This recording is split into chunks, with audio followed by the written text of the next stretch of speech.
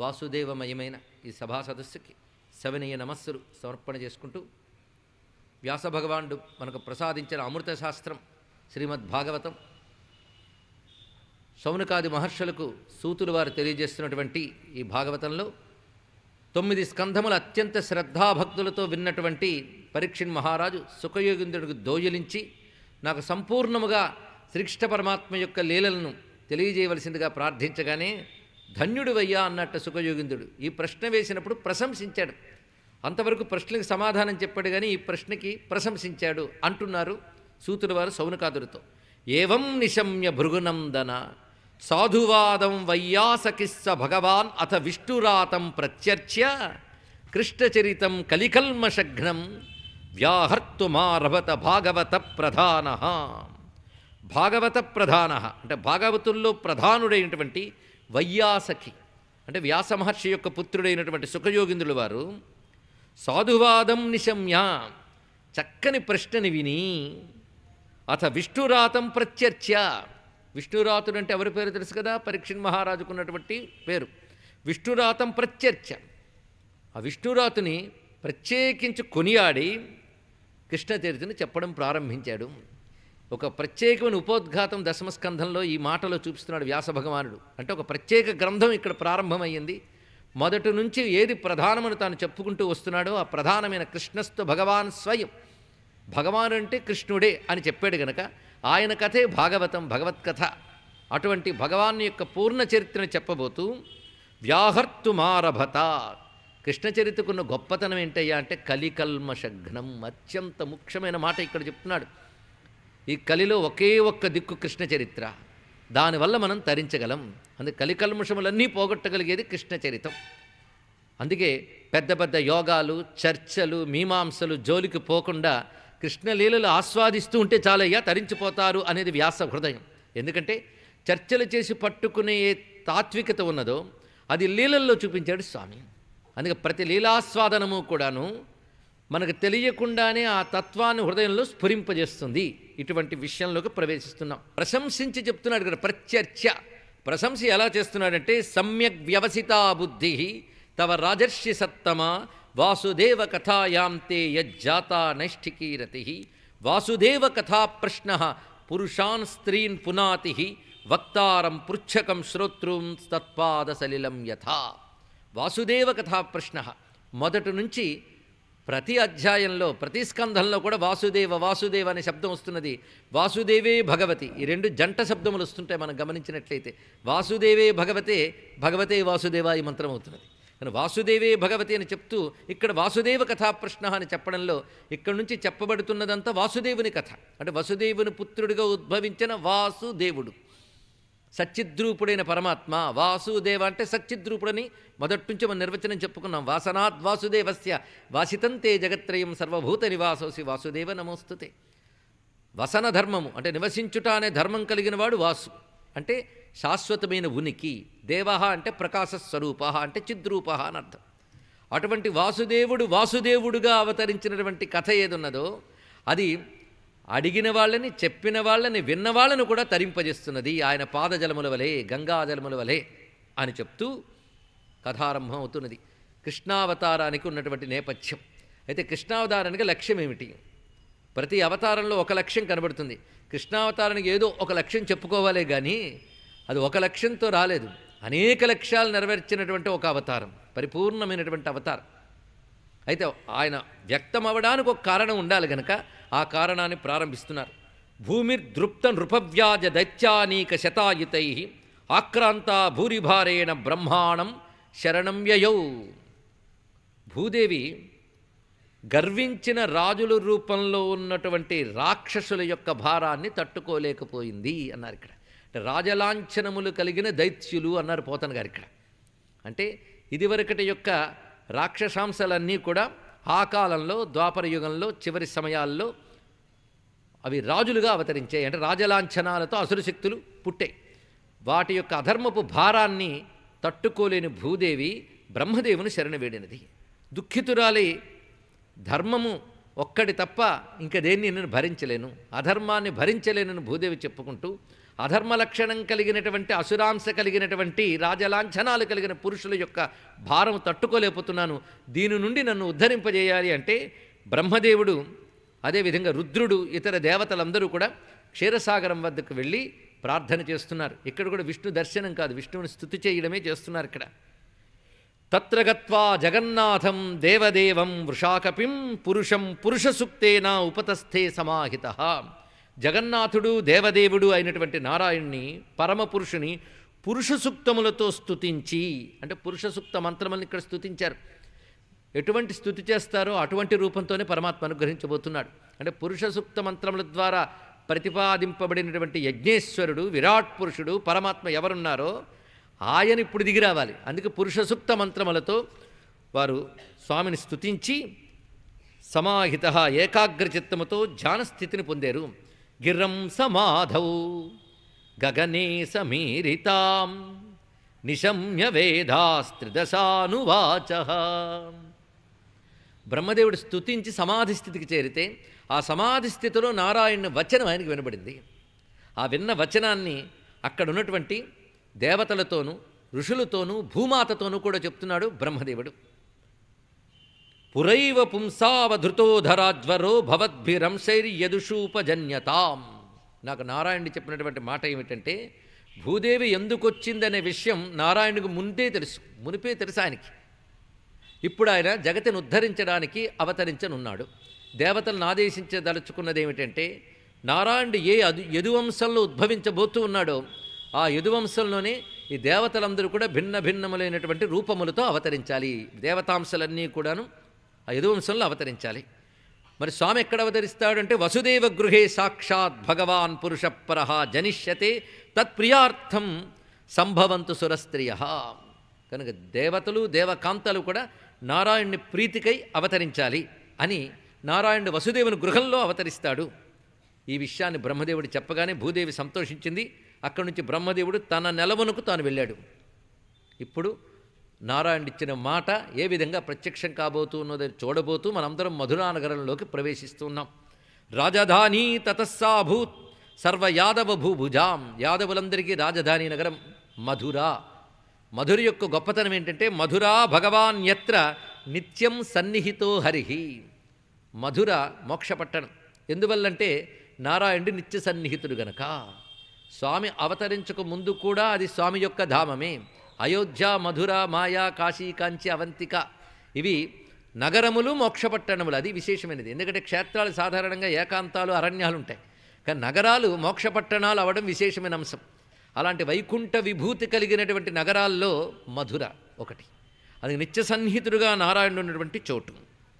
అలాంటి ఆ మధురలో యదువంశీకుడైనటువంటి శూరుని పుత్రుడు, శూరసేనుని యొక్క పుత్రుడు వసుదేవుడు. ఆ వసుదేవుడు దేవకుని యొక్క కుమార్తె అయినటువంటి దేవకిని వివాహమాడాడు. ఆ వివాహానంతరం దేవకుని యొక్క సోదరుడైన ఉగ్రసేనుని పుత్రుడు కంసుడు, ఆయన తన చెల్లెలి యొక్క వివాహ సందర్భంలో సారె పెట్టినప్పుడు అనేక రథములు అక్కడ సిద్ధమయ్యే, తాను స్వయంగా చెల్లెలు బావగారు ఉన్నటువంటి రథాన్ని తోలుతున్నాడు చాలా ముచ్చటగా. అలా తోలుతూ ఉండగా మంగళవాద్యములు మ్రోగుతూ ఉండగా పథి ప్రగ్రహిణం కంసమాభాష్యాహ శరీరవాక్ అస్యాస్త్వాం అష్టమో గర్భో హంతాయాం వహసే అబుధా. అలా తోలుతూ ఉండగా ఒక ఆకాశవాణి వినబడిందిట. అబుధ అని సంబోధించింది. అది అంటే ఓరి అవివేకి, ఎవరి యొక్క గర్భములోంచి వచ్చేటువంటి 8వ సంతానం వల్ల నీకు మరణము రాసిపెట్టి ఉన్నదో ఆమెను కూర్చోబెట్టుకుని రథాన్ని తోలుతున్నావు అని మాట అన్నది ఇక్కడ.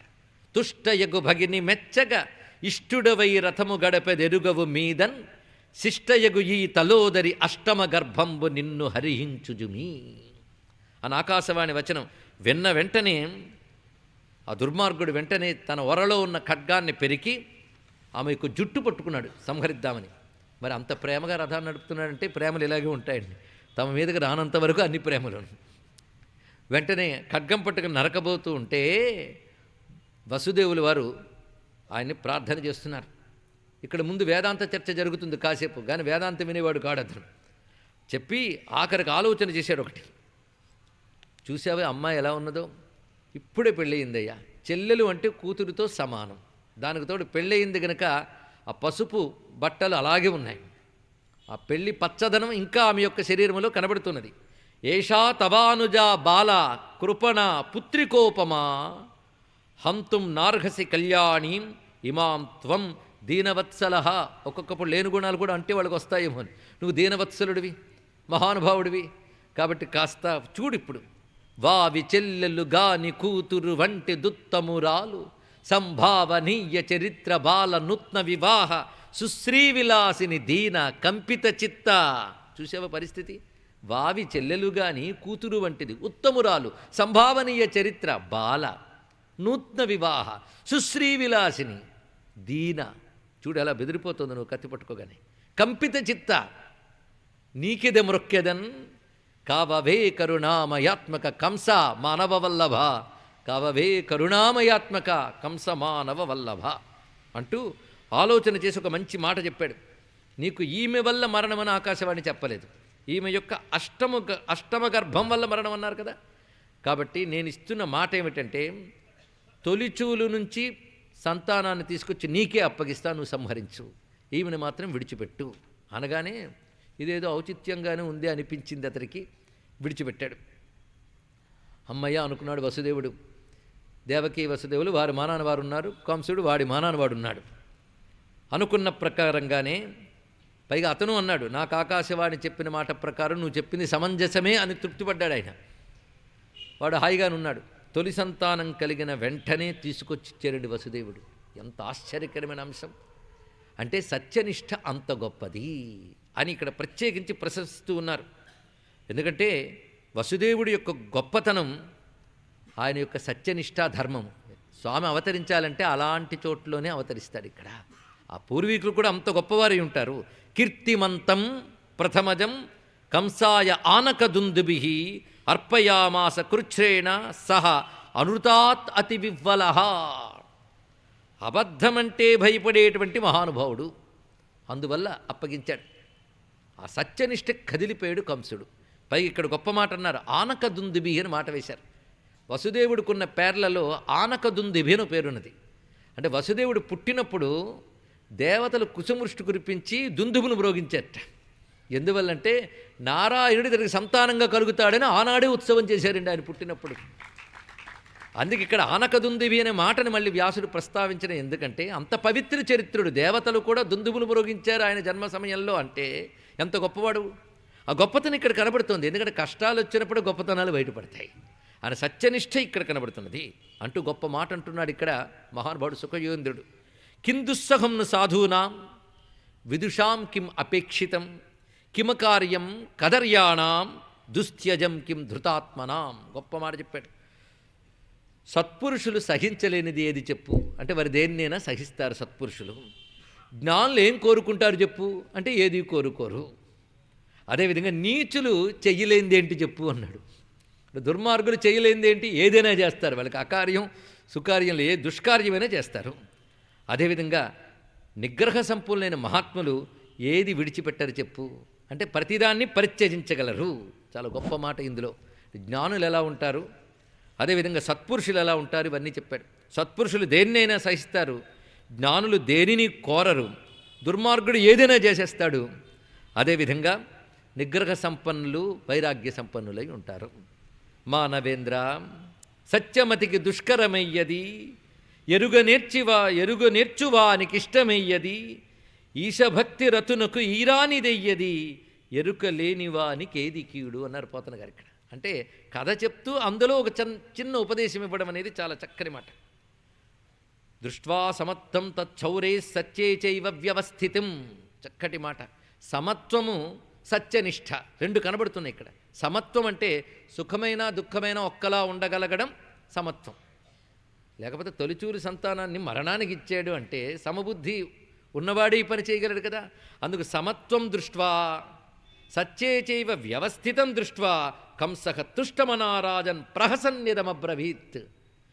అప్పుడు అతని యొక్క సత్యనిష్ట చూసి కంసుడికి ఆనందం కలిగి పెద్ద నవ్వు ఒకటి అన్నట్టు, తీసుకుపో మీ అబ్బాయిని.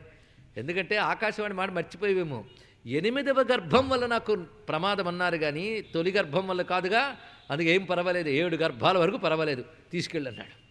ఇక్కడ నారాయణ భట్టాత్రి గొప్ప మాట అంటాడు, దుష్టానామపి ధీర, దుష్టులకు కూడా ఒక్కొక్కప్పుడు కరుణ చిత్తం వస్తుంటుంది అన్నాడు.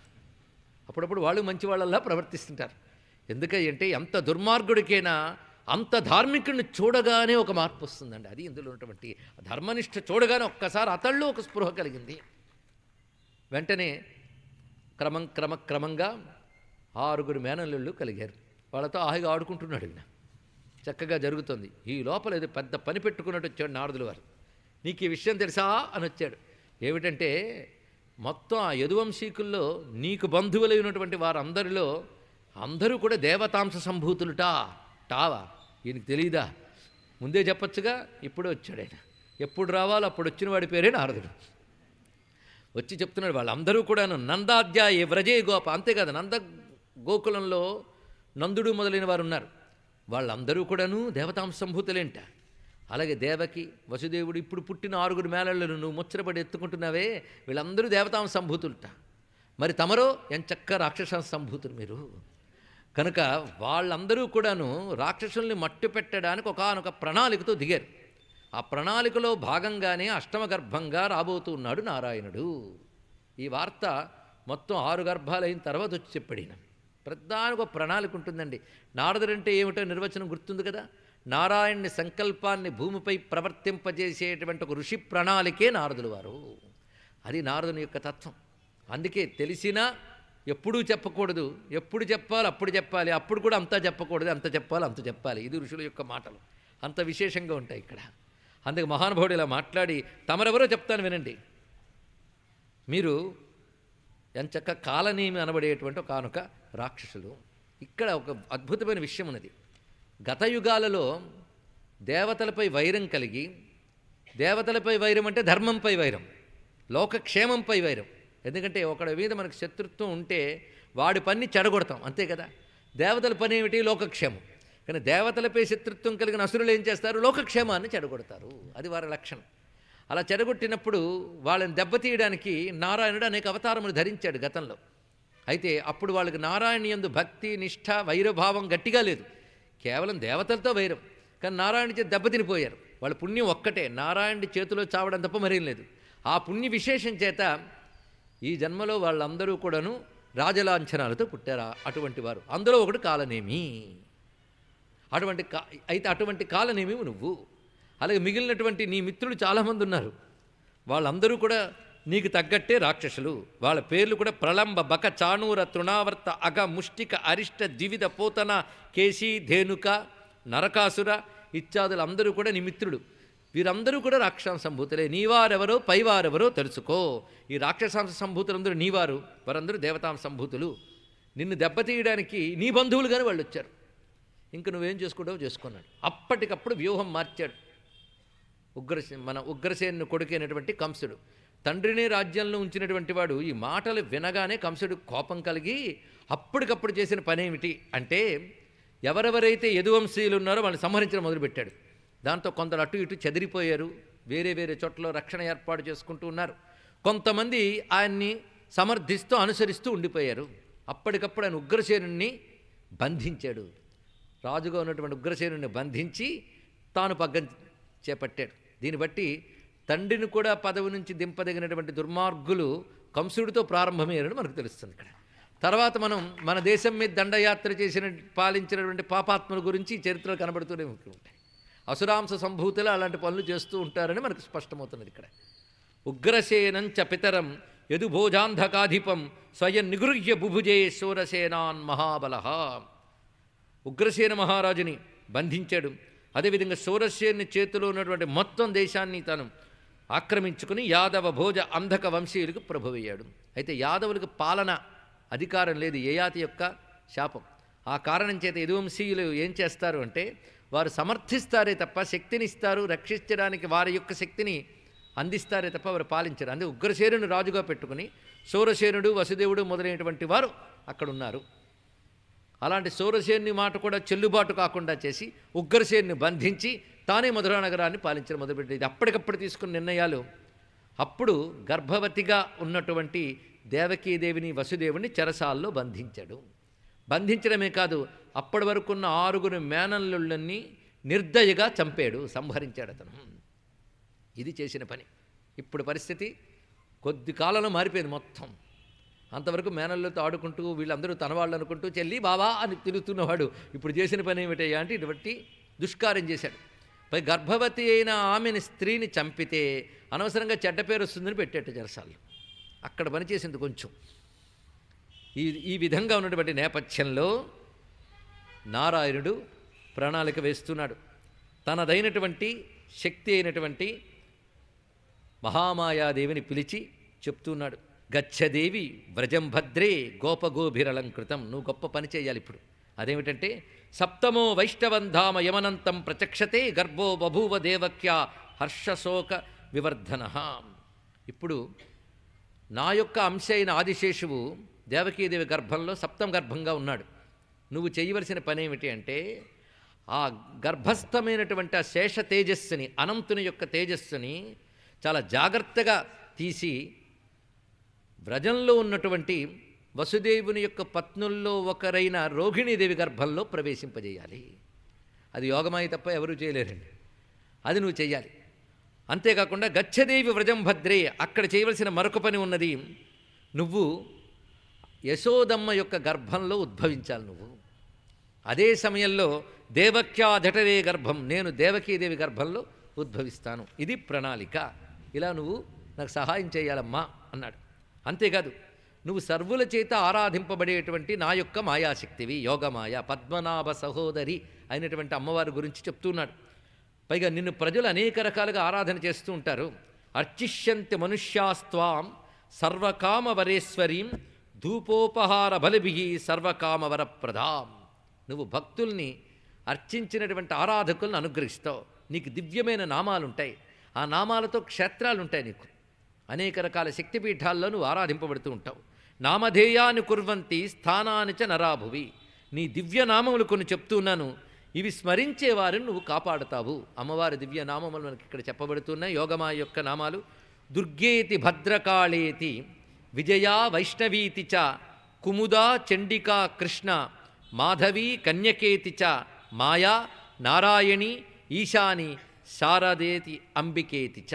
దుర్గా, భద్రకాళి, విజయ, వైష్ణవి, కుముద, చండిక, కృష్ణ, మాధవి, కన్యక, మాయ, నారాయణి, ఈశాని, శారద, అంబిక అనే నామాలతో నిన్ను భక్తులు కొలుచుకుంటూ ఉంటారు. ఇందులో విశేషించి మీరు గమనించినట్లయితే విష్ణునామాలు చాలా కనబడతాయి. దుర్గా కూడా విష్ణునామే, ఒప్పుకుంటారా లేదా? దుర్లభో దుర్గమో దుర్గో, దుర్గా పుంలింగం, దుర్గా స్త్రీలింగం, అంతే. అదేవిధంగా మాధవి, మాధవ, వైష్ణవి, కృష్ణ, నారాయణి, ఇవి మనం పరిశీలిస్తూ ఉంటే భగవానుడైన నారాయణుని యొక్క యోగమాయాశక్తి. అందుకే పద్మనాభ సహోదరి అని చెప్పబడుతున్నటువంటి జగదంబిక. నువ్వు చాలా జాగ్రత్తగా గర్భాన్ని తీస్తావు. సమ్యక్ కర్షణం, ఎక్కడ ఏ దెబ్బ తగలకుండా లాగి అక్కడ పెడతావు గనక ఆ పుట్టబోయేవాడు సప్తమ గర్భం వాడు సంకర్షణుడు అనే పేరు పొందుతాడు. గొప్ప బలము చేత అతడు బలుడు అనే పేరు కూడా అతడికి లభిస్తుంది. గర్భే ప్రణీతే దేవక్య, ఎప్పుడైతే ఈ విధంగా నారాయణుడు చెప్పాడో సరేనన్నది అమ్మవారు చెప్పిన ప్రణాళిక జరిగింది. పైగా యోగమాయ ప్రణాళిక వేస్తే ఏమాత్రము అది దెబ్బతినదు. ఎందుకంటే మాయాశక్తి ప్రణాళికని ఎవరు దాటగలరు? ఆ యోగమాయాదేవి సరేనని చెప్పి తన పని తాను చేసినది. ఆ విధంగా ముందుగా సప్తమ గర్భాన్ని ఎవరికి తెలియకుండా జాగ్రత్తగా తీసుకువెళ్ళి ఆ వ్రజంలో ఉన్నటువంటి రోహిణీదేవి యొక్క గర్భంలో ప్రవేశింపజేసింది. ఎందుకంటే ఈ కథ మనకి వారు అక్కడికి వెళ్ళిపోవడం, ఇక్కడ వీళ్ళు చెరసాల జరగడం కూడా కొద్ది కాలమైంది, పెద్ద కాలమేం కాలేదు. వాడు వెంటనే ఆగ్రహించి యాదవులు యదువంశీయుల మీద విజృంభించగానే కొంతమంది చల్లా చెదిరైపోయారు. అలా కొంతమంది భద్రత కోసం కొన్ని చోట్లలో ఉన్నారు. అలా వెళ్ళి రోహిణీదేవి అక్కడ ఉన్నది. అందుకు రోహిణీ గర్భంలో ఇప్పుడు ప్రవేశించింది సప్తమ గర్భం. కానీ ప్రజలందరూ ఏమనుకున్నారంటే సప్తమ గర్భం దేవకీదేవికి పోయింది అనుకున్నారు. గర్భస్రావం జరిగిందని అందరూ అనుకున్నారు. అహో విశ్రంసితో గర్భ ఇది పౌరా విచుకృషు, ఇది వాళ్ళందరూ అనుకున్నది. కానీ సప్తమ గర్భం వచ్చింది కానీ పోయింది. ఇప్పుడు రాబోయేది, ఎందుకంటే 6 వీడు చంపేశాడు, 7 తనం తాను పోయింది. ఇప్పుడు ఇంకా వచ్చేదేదో అది అష్టమ గర్భం. కొద్ది కాలానికి అష్టమ గర్భం దాల్చింది తల్లి. ఆ సమయంలో ఆవిడ తేజస్సు చాలా గొప్పగా ఉందిట. పరమాత్మ గర్భంలో ప్రవేశించిన తర్వాత ఆ తేజస్సు ఎంత దేదీప్యమానంగా ఉన్నది అంటే కంసుడికి కూడా భయం వేసింది ఆ తేజస్సును చూడగానే. తాం వీక్ష కంస ప్రభయాజితాంతరాం విరోచయంతీం భవనం శుచిస్మితాం. ఆ చెరసాల దేవకీదేవి శరీరపు కాంతులతో ప్రకాశిస్తూ ఉన్నదయ్యా అన్నాడు. అంటే లోపలున్న తేజోమయుడి యొక్క తేజస్సు గర్భగుడితో ఆగకుండా ఆమె యొక్క దేహాలయం నుంచి మొత్తం చెరసాలంతా ప్రకాశిస్తుంది. అందుకే విరోచయంతీం భవనం. పైగా ఆవిడెప్పుడు ప్రశాంతమైన నవ్వుతూ ఉందిట. లోపల ఉన్నవాడు అంత ప్రశాంతమైనవాడు, అందుకు నవ్వుతూ ఉన్నటువంటిది. ఆమెను చూసినప్పుడు వల్ల వీడికి భయం వేస్తున్నది. ఎలా అంటే ఆహైష మే ప్రాణహరో హరిర్గుహాం ధ్రువం శ్రితో ఎన్న పురేయమిదృశి. ఎన్నిసార్లు గర్భవతులైన స్త్రీలను తాను చూడలేదు, కానీ ఏ గర్భవతిని స్త్రీల్లో ఇంత తేజస్సు ఎప్పుడూ చూడలేదు. ఆయనకి ఎలా అనిపిస్తోందంటే సింహం ప్రవేశించిన గుహను చూస్తున్నట్టు అనిపిస్తున్నది అన్నాడు. ఇక్కడ అద్భుతమైన మాట. ఇక్కడ ఈ మాట హరిర్గుహాం అని మాట వేసి, హరి అంటే సింహం, సింహం ప్రవేశించిన గుహ, హరి ప్రవేశించిన గర్భగుహ. అంతా చక్కని మాట అని చెప్పాడు ఇక్కడ. ఆ సింహం ఉందని తెలిస్తే భయం వేస్తుంది కదా, సింహాన్ని తలచుకుంటే ఎలాంటి భయం అలాంటి భయం వేసింది. ఒక్కొక్కప్పుడు సంహరిద్దాం అనిపిస్తుందిట, కానీ ప్రజలు ఏమనుకుంటారు, నన్ను గర్భవతిని స్త్రీని సంహరించారనుకుంటారు, పుట్టేగా పనిచేద్దాం అనుకున్నాడు ఇక్కడ. ఇప్పుడు ఆ తల్లి ఎలా ప్రకాశిస్తున్నదంటే సా దేవకి సర్వజగన్నివాస నివాసభూత నితరాం నరేజే భోజేంద్ర గేహేగ్నిశిఖే వరుద్ధ సరస్వతి జ్ఞానఖలే యథాసతి. పోతన గారు దీన్ని చాలా చక్కని తెలుగు చేశారు. ఆ జ్ఞానఖల శబ్దం యథాతథంగా తీసుకున్నారు. జ్ఞానఖలునిలోని శారదయును బోలే ఘటమునందు దీప కలికబోలే భ్రాత ఇంట నాకబడియుండే దేవకీకాంత విశ్వగర్భగర్భయగుచు. విశ్వగర్భగర్భ సమస్త విశ్వాన్ని తనలో కలిగిన నారాయణ్ణి తనలో దాల్చి ఉందా తల్లి. ఇక్కడ విశ్వమంతా ఎవళ్ళో ఉందో వాడు ఆమెలో ఉన్నాడు. ఆ ఉన్నప్పుడు ఆ తల్లి ఎలా ఉండాలండి, కానీ చెరసాల్లో ఉందే.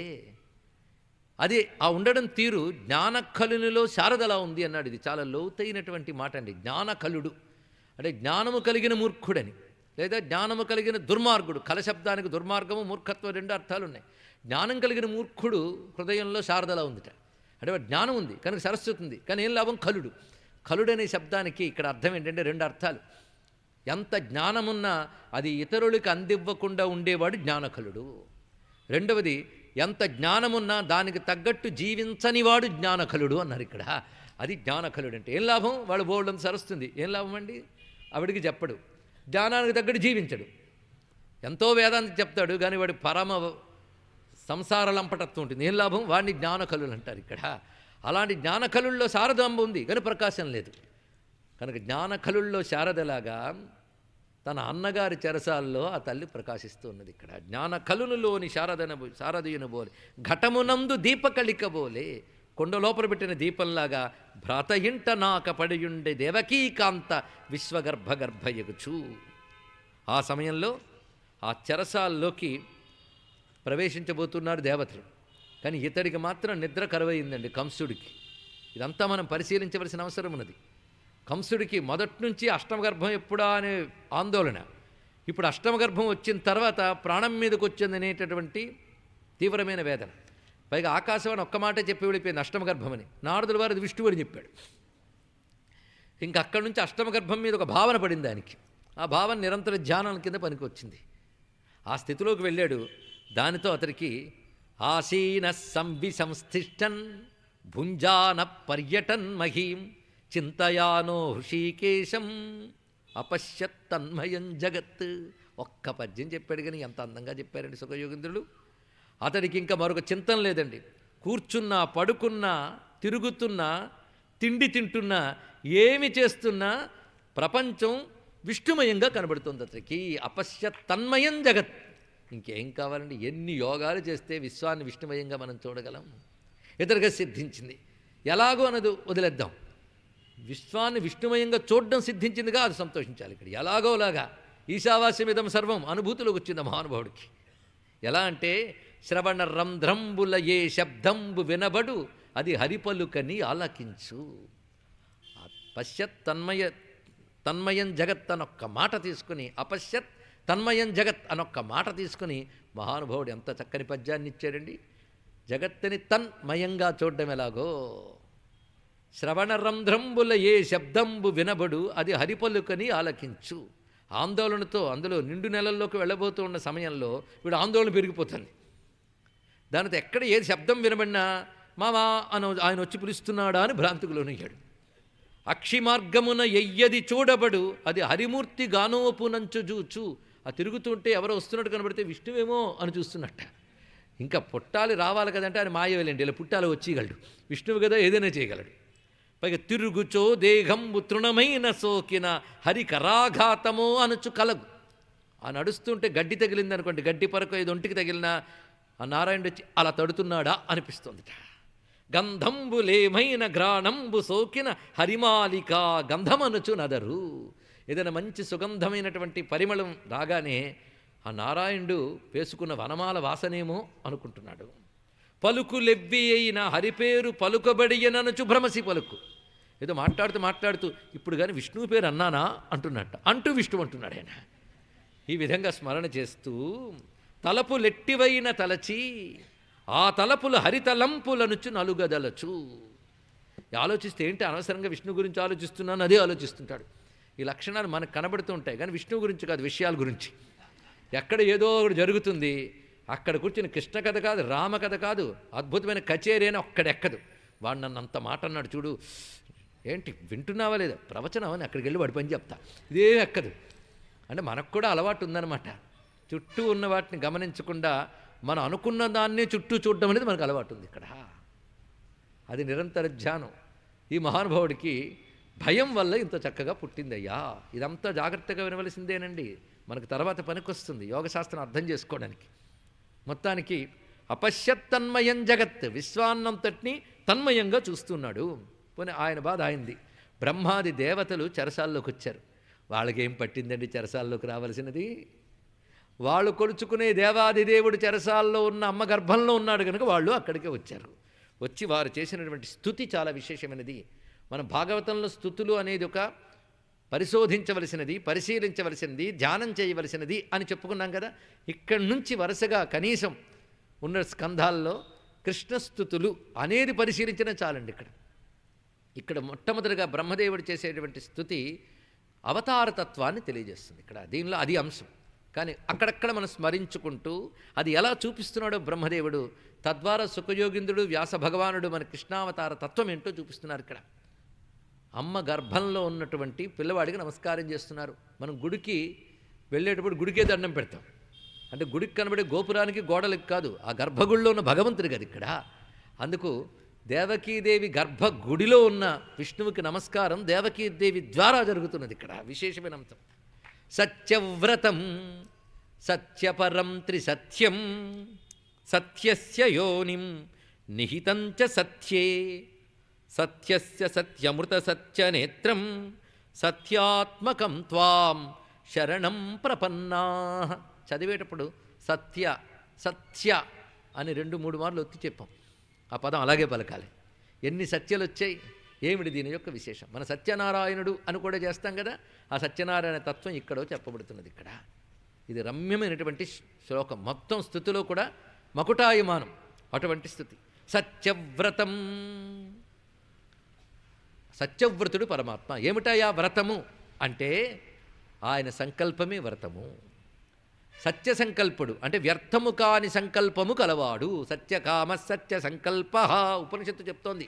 ఇదండి సత్యనారాయణ తత్వం అంటే. అటువంటి సత్యవ్రతుడు అంటే సత్యం అనే మాటకి వ్యర్థము కానిది అని అర్థం ఇక్కడ. అందుకే సత్యనారాయణుడిగా ఆరాధన చేస్తే ఆరాధన వ్యర్థము కాదు, అది ఫలితాన్ని ఇస్తుంది. అందుకే సత్యశబ్దం తెలిసి కానీ అంటే సత్యధర్మ పరాక్రమ, రామ సత్యపరాక్రమ కూడా మనకు అర్థమవుతుంది. ఆ సత్యతత్వం అంత విశేషం. విష్ణువు అంటేనే సత్యం. అందుకే సత్యవ్రతం సత్యపరం. సత్యపరం అంటే ఆయన పొందడానికి పెద్ద సాధన ఏదయ్యా అంటే సత్యమే. సత్య సంకల్పుడైన పరమాత్మని పొందడానికి సాధన సత్యం. అందుకే సత్యపరం అంటే సత్యమే గొప్ప ప్రాప్తి సాధనంగా కలవాడు, ఇది అర్థం. అంటే ఆయన ప్రాప్తి సాధన సత్యం. కనుక సత్యనారాయణ పొందాలంటే మార్గం ఏది? సత్యం. సత్యం లేనివాడు భగవంతుడిని పొందలేడు. సత్యము అనే మాటకి త్రికరణ శుద్ధి అనేది ప్రధానమైనటువంటి అర్థం. నిష్కపటత్వమే సత్యం. అందుకు అది త్రిసత్యం. ఆయన త్రిసత్య స్వరూపుడు. త్రిసత్యం అంటే 3 కాలాలలోనూ ఏ మార్పు లేకుండా ఉండేవాడు ఆయన. ఆయన వల్ల ఆధారపడిన జగత్తు 3 కాలాల్లో 30 విధాలుగా మారుతుంది. కానీ ఆయన వల్ల ఈ మార్పులు జరుగుతున్న ఆయనకే మార్పు లేదు. అందుకే త్రిసత్యం. సత్యస్య యోనిం అంటే సత్యమునకు కారణమైన వాడు. ఇక్కడ సత్యస్య, సత్తస్య, సత్యత్ ఈ రెండిటికీ కూడా మూల కారణమైన సత్ త్యత్ అని 2 విషయములు ఉన్నాయి. ఇది వేదవచనం అండి. వేదములో ఈ మాట ఉంటుంది. సత్ త్యత్ ఈ మాటకు అర్థం ఏంటంటే సత్ అనే దానికి పృథివీ, జలము, అగ్ని ఈ 3ంటిని కూడా సత్ అంటారు. త్యత్ అంటే వాయువు, ఆకాశము. ఈ 2 కలిపితే అంటే 5 కలిపితే సత్యం. ఈ మాటకి చాలా అందమైన అర్థం ఉంది. సత్ త్యత్ అనే మాటకి నీ కంటికి గోచరించేవి 3 భూతములు, నీ కంటికి గోచరించనివి 2. కంటికి కనిపించే 3 ఏమిటి? తేజోబన్నములు. తేజ, అప్పు, అన్నం. గుర్తుంది కదా? అన్నం అంటే పృథ్వీ. కనుక పృథ్వీ, జలము, అగ్ని ఇవి మనందరికీ కనబడుతున్నాయి. కనబడనివి వాయువు, ఆకాశం. కనబడవు కదా, లేదంటావా? ఉన్నాయంటావు. కానీ కనబడట్లేదు కదా. కానీ సత్ త్యత్ అనే మాటలో మొదట సత్ అనేది 3ంటిని తెలియజేస్తుంది, త్యత్ అనేది 2ంటిని తెలియజేస్తుంది. మొత్తం కలుపుకుంటే పంచభూతములు చెప్పబడుతున్నాయి. ఈ పంచభూతములకు ఎవడు కారణమో వాడు సత్యస్య యోనిం. ఇదొక అర్థం అండి. ఇక్కడ మనకి వేదపరంగా మరొక అర్థం తీసుకోవచ్చు. సతియ అని 3 శబ్దములు విభాగం చేస్తే వేదం ఏం చెప్పిందంటే అన్నము, ప్రాణము, సూర్యుడు అని 3 అర్థములు చెప్పింది. ఇక్కడ అన్నానికి, ప్రాణానికి, సూర్యునికి కూడా కారణమైన వాడు అన్నాడు. ఇక్కడ అన్నప్రాణములు సూర్యుని మీద ఆధారపడి ఉన్నాయి. మనందరికీ తెలిసిన విషయమే. అన్నము, ప్రాణము సూర్యుడి మీద ఆధారపడి ఉంటే ఆ సూర్యమండల అంతర్వర్తి అయినటువంటి నారాయణుడే మనకి ఇస్తున్నాడు కదా. ఇక్కడ అన్నము, ప్రాణము, సూర్యుడు ఎవరి స్వరూపం? వాడు సత్య. మరి బ్రహ్మదేవుడు చెప్పిన మాటలు ఎలా ఉంటాయి? ఇలాగే ఉంటాయి. అందరూ ఛాందసుడు కదా, అంటే వేదమంత్రములని తెలిసినవాడు ఆయన. అందుకోసం అలాగే మాట్లాడుతున్నాడు. పైగా ఆయన ముఖాలు 4 వేదములు, కానీ వేద రహస్యాలు ఉన్నాయి. అది సత్య అనే శబ్దానికి ఎన్ని అర్థాలు వచ్చాయో పరిశీలించుకున్నారా? మొదటిద వ్యర్థము కానివాడు, 3 కాలముల్లో ఉండువాడు, ఏ మార్పు లేకుండా ఉండేటటువంటిదే సత్యం అనేది. త్రికాలాబాధిత సత్య. 3 కాలాల్లోనూ మార్పు లేనిదేదో అది సత్యం. 2 నిర్వచనాలు వచ్చాయి. 3వది ఏమొచ్చింది? పంచభూతములు సత్యములు, వాటికి కారణమైన వాడు కనుక సత్యశివని. ఇంకొకటి అన్నప్రాణ సూర్యులకు కూడా మూలమైనటువంటి వాడు. విష్ణువు అంటే ఏమిటో ఇందులో మనం తెలుసుకుంటున్నాం. అందుకే ఇది సత్యనారాయణ స్మరణ నిత్యం చేసుకోవచ్చండి. ఎప్పుడు వ్రతం చేసుకున్నప్పుడు, అమ్మాయి పెళ్ళైనప్పుడు, మనవడు పుట్టినప్పుడే కాదు, సత్యనారాయణ స్వామిని ఎప్పుడూ తలంచుకోండి. కలియుగంలో సత్యనారాయణుడి దిక్కు. ఈ సత్యం తెలిస్తే ధన్యులు మెప్పుతాం మనం. సత్యమే నారాయణ యొక్క స్వరూపం. మనకు సత్యస్య యోనిం నిహితంచ సత్యే. పంచభూతములకు కారణమైన వాడు ఎక్కడున్నాడు?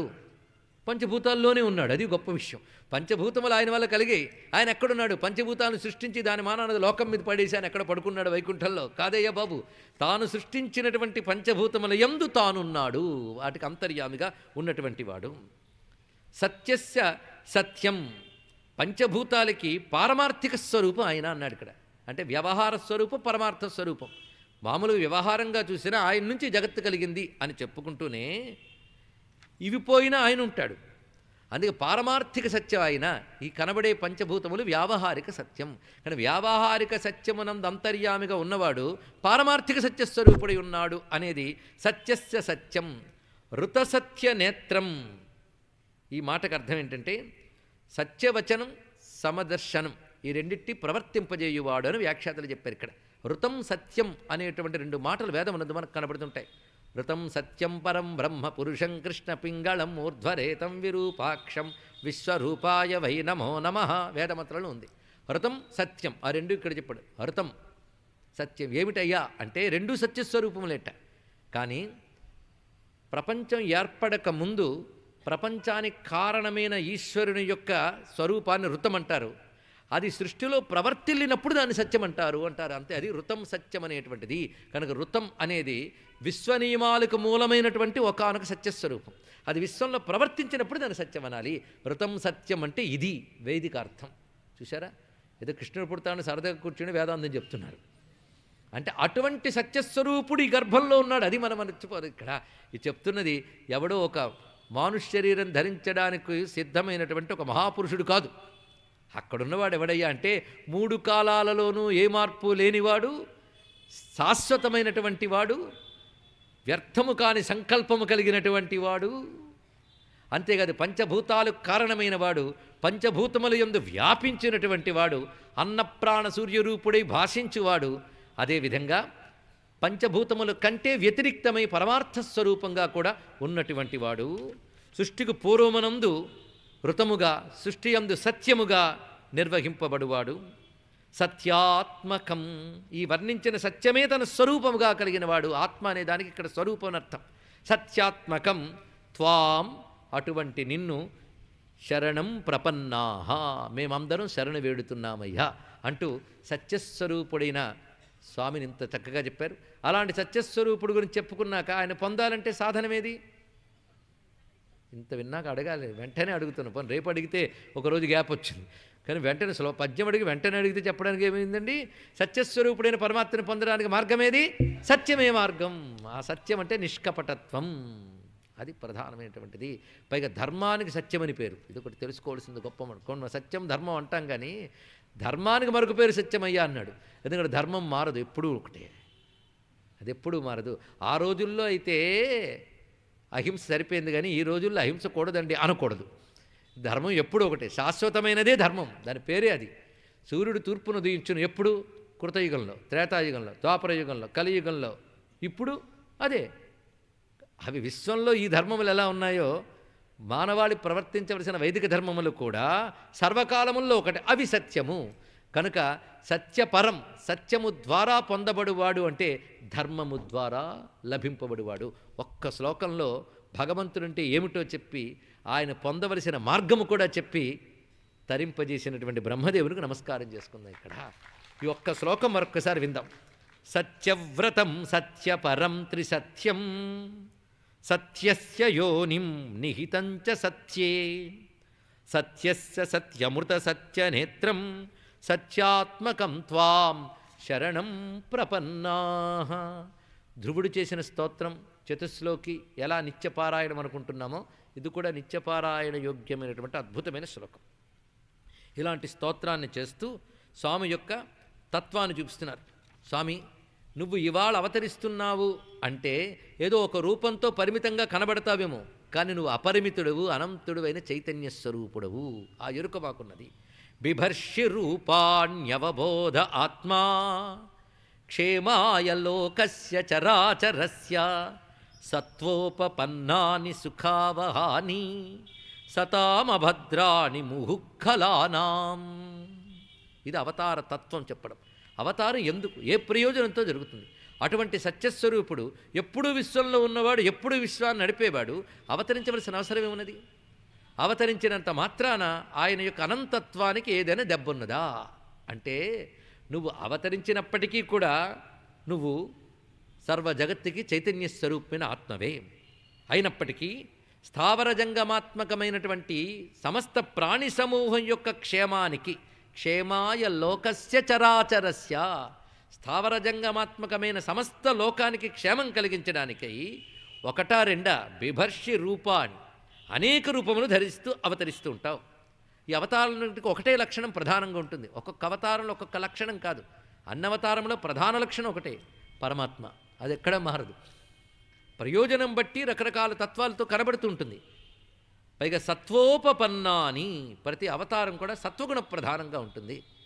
ఎందుకంటే త్రిగుణాతీతుడైన భగవానుడు వ్యక్తం కావాలంటే ఆయన గుణం తీసుకుని రావాలి. ఆ గుణం ఏ గుణాన్ని తీసుకుంటాడు?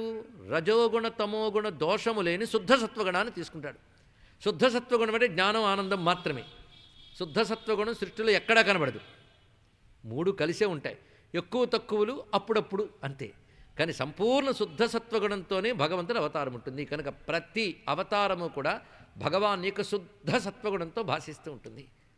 ఆ శుద్ధ సత్వగుణాన్ని మనం ఉపాసిస్తూ ఉంటే మనలో ఉన్న రజోగుణ తమోగుణ వికారములు పోయి మన సత్వం ఉద్బుద్ధమై పవిత్రమై త్రిగుణాతీత స్థితిని పొందగలదు. అది స్వామి అవతారములో ఉన్న లక్షణం. అందుకే సత్వోపపన్నాని. అటువంటి అవతారం యొక్క ప్రయోజనం ఏమిటి? సుఖావహాని. ఆ అవతారం సమస్త జనులకు సుఖం కలిగిస్తుంది. అంతేకాదు సుఖావహాని సతాం, సత్పురుషులకు సుఖం కలిగిస్తుంది. అభద్రాని ముహుఃఖలానాం, అది దుర్మార్గులకు అమంగళం కలిగిస్తుంది. అయితే సత్పురుషులకు శుభం కలిగించినప్పుడు దుర్మార్గులకు అమంగళం కలిగించినప్పుడు రెండూ భిన్నములుగా కనబడుతున్నాయి కదండి అంటే అందుకే రెండిటి ప్రయోజనం ఒకటే. పైన చెప్పేశాడు ఇక్కడ, చరాచరస్య లోకస్య క్షేమాయ. చరాచర లోకాలకి క్షేమం కలిగించేటప్పుడు దుర్మార్గులను శిక్షించక తప్పదు కనుక వాళ్ళకు అభద్రములు కలిగిస్తాయి, కానీ సత్పురుషులకు మంగళములు కలిగిస్తాయి. ఎప్పుడు?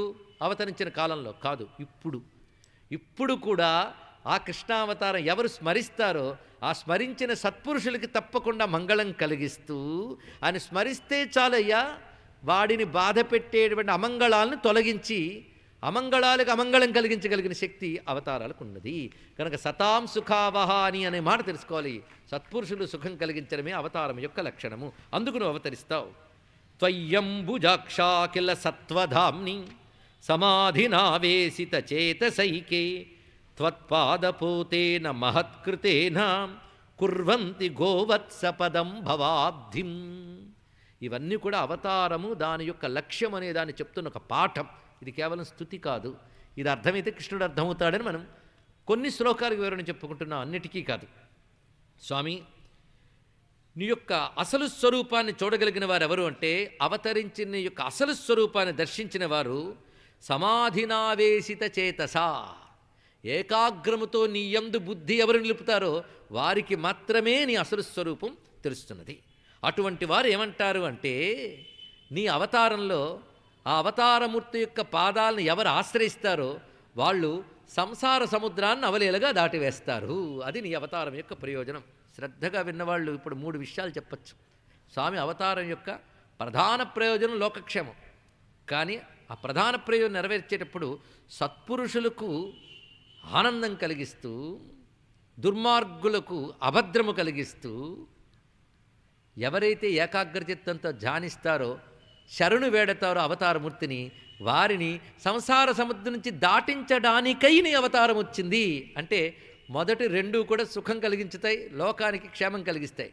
3వ ప్రయోజనం ఏంటంటే ఆ అవతారం యొక్క తత్వాన్ని ఎవరు భక్తితో కీర్తిస్తారో, ఆ లీలల్ని ఎవరు ధ్యానిస్తారో, ఆ రూపాన్ని ఎవరు తలంచుకుంటారో, ఆ నామాలను ఎవరు స్మరిస్తారో, ఆ పాదాలను ఎవరు ఆశ్రయిస్తారో వాళ్ళకి మోక్షమిస్తావు నువ్వు. ఇది రాబోయే కృష్ణావతారం యొక్క ప్రయోజనం. మోక్షదాయకం కృష్ణావతారం. అంతేగాని కృష్ణావతారం అక్కడ పెట్టండి, ఆత్మతత్వ విచారంలోకి రండి అంటే అది ఇది ఏది అర్థదు.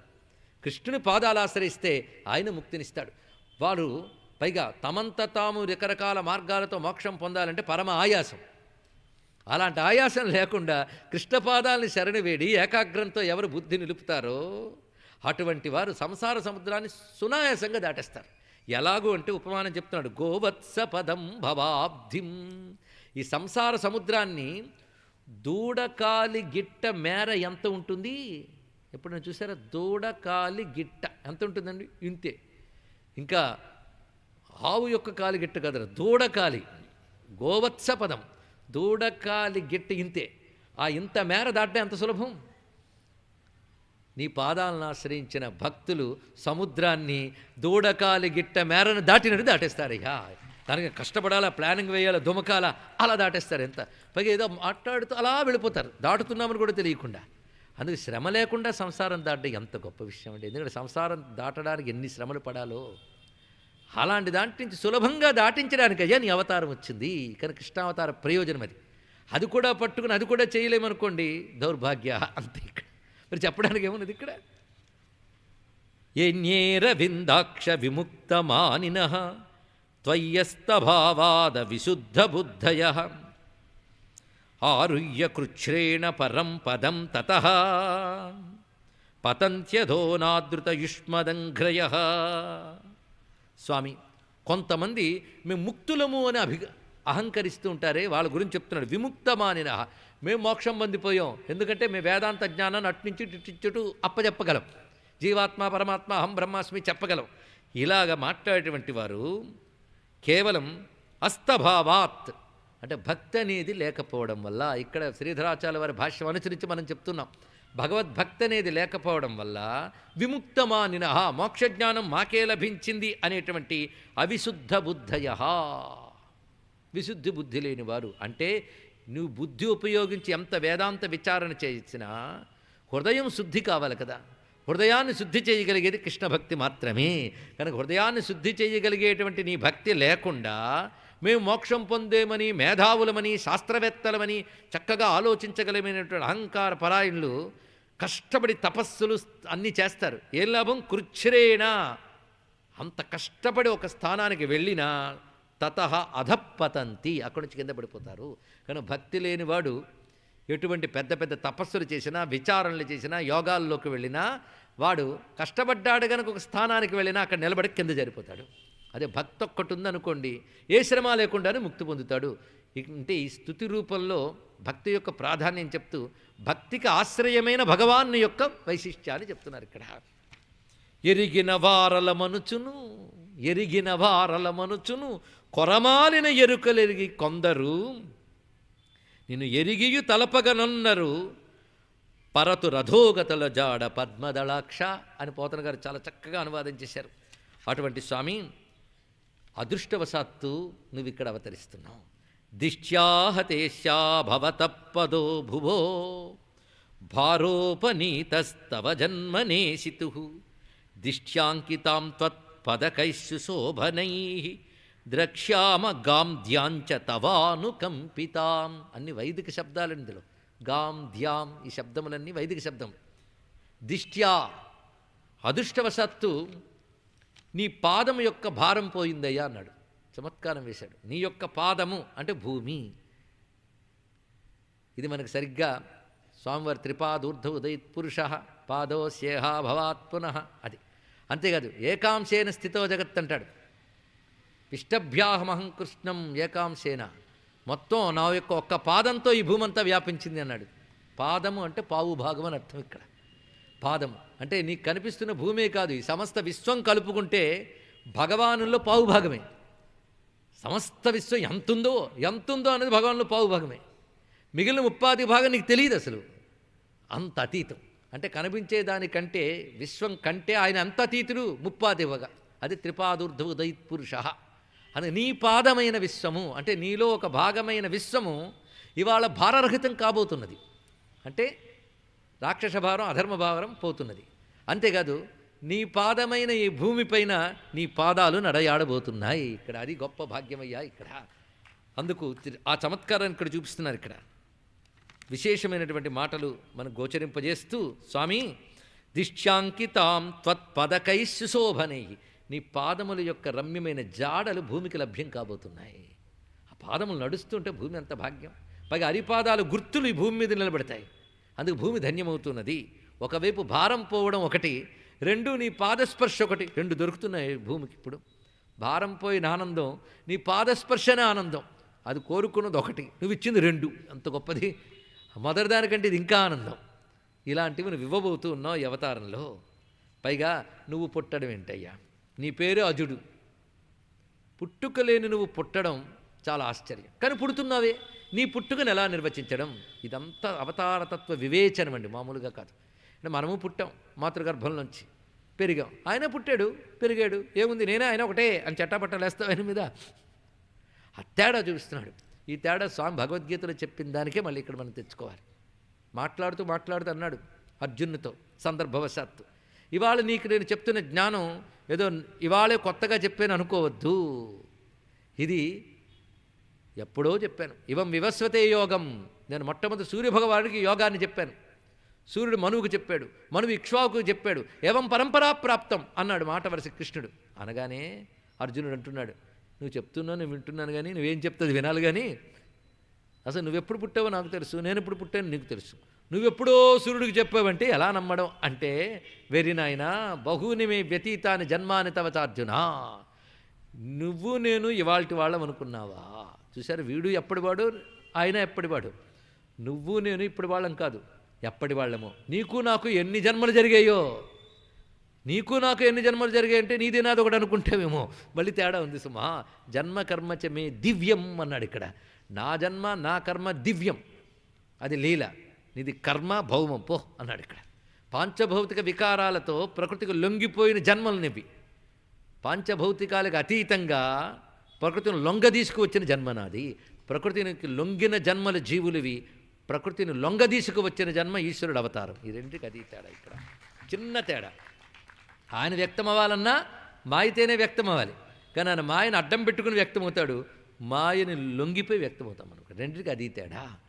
అందుకు ఆ రహస్యాన్ని ఇక్కడ చెప్తున్నాడు. అక్కడ చెప్పినది అజోపిసన్ అవ్యయాత్మ భూతానామీశ్వరోపిసన్ ప్రకృతిం స్వాం అధిష్టాయ సంభవామి ఆత్మమాయయా. అజోపిసన్ చక్కగా చెప్పాడు చూడండి.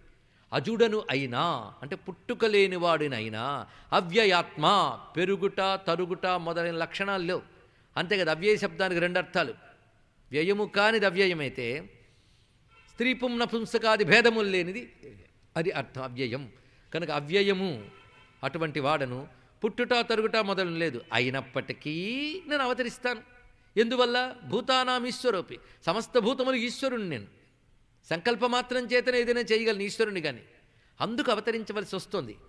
ఈశ్వరుణ్ణి గనక సంకల్పమాత్రం చేది చెయ్యగలిగినా నేను మళ్ళీ పుడుతున్నాను. ఎందుకయ్యా అంటే పరిత్రాణాయ సాధూనాం వినాశాయ చ దుష్కృతాం ధర్మ సంస్థాపనార్థాయ సంభవామి యుగే. ఇది అవతార ప్రయోజనం. ఆ పుట్టినప్పుడు నేను ప్రకృతికి అతీతుడైనప్పుడు పుట్టాలంటే నేను కూడా ప్రకృతిలోకి రావాలిగా. అప్పుడు ఎలా వస్తాను అంటే ప్రకృతిం స్వాం అధిష్టాయ సంభవామి ఆత్మమాయయా.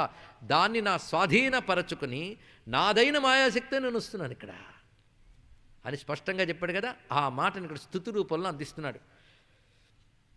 నతే భవస్యేస భవస్య కారణం అభవస్య భవస్య కారణం. అభవస్య అంటే పుట్టుక లేని నీ యొక్క పుట్టుకకు కారణం ఏమిటి? నీ పుట్టుక కారణం ఏమిటయ్యా? ఒకటే కారణం. ఇతరుల పుట్టుక కారణాలు కర్మలు, స్పష్టంగా చెప్పచ్చు. నీ పుట్టుక కారణం ఏంటి? వినోదం. వినోదమే నీ పుట్టుక కారణం. లీల, వినోదంగా పుడతావు, లేకపోతే నీకు ఏ కర్మలు అనుభవించాలని పుట్టాలి చెప్పు. అందుకే నతే భవస్యేష భవస్య కారణం వినా వినోదం బత తర్కయామహే. మేము ఎంత ఆలోచించినా ఎవరు? బ్రహ్మగారు 4 తలకాయలతో, మనం కాదు. ఆయన 4 తలకాయలతో ఆలిస్తే ఒకటే తెలిసింది, నీ యొక్క అవతారానికి వినోదమే కారణమని తెలుస్తుంది. లోకవత్తు లీలా కైవల్యం, లీలయే నీ యొక్క ప్రకటనకి కారణం.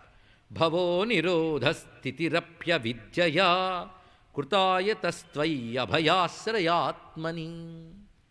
నువ్వు అభయాలకు ఆశ్రయమైన వాడు అంటే అభయాలన్నీ నిన్నాశ్రయించుకుంటాయి. అలా నిన్నాశ్రయించుకుంటే మాకు అభయం. మిగిలిన జీవులు భయాశ్రయులు, వాళ్ళు ఎప్పుడు భయాలనే ఆశ్రయించుకుంటారు. అభయాశ్రయుడు, అభయం నిన్నాశ్రయించుకుంటుంది, అభయం నీ తత్వం. అలాంటి నీ పుట్టుక ఎలాంటిది అంటే మా వలనే పుట్టినట్టు పెరిగినట్టు కనబడుతూ ఉంటావు, కానీ జీవులు పుట్టినట్టు పెరుగుతున్నట్టు అవిద్య వాళ్ళని చుడుతుంది, నిన్ను చుట్టదు. అది చుట్టినట్టు కనబడుతుంది. అందుకే పుట్టుక లేని నువ్వు పుట్టినట్టు పెరిగినట్టు కథ జరిపినట్టు కనబడతావు, కానీ జీవులకి అవి చుట్టుకున్నట్టు అంటుకున్నట్టు నిన్నవి అంటవయ్యా స్వామి. ఇంత చక్కగా చెప్పాడు. మొత్తం అవతారతత్వం అర్థం చేసి ఇంకేం కావాలండి? పుట్టువు లేని నీ కభవ పుట్టుట క్రీడయ కాక ఎట్టను.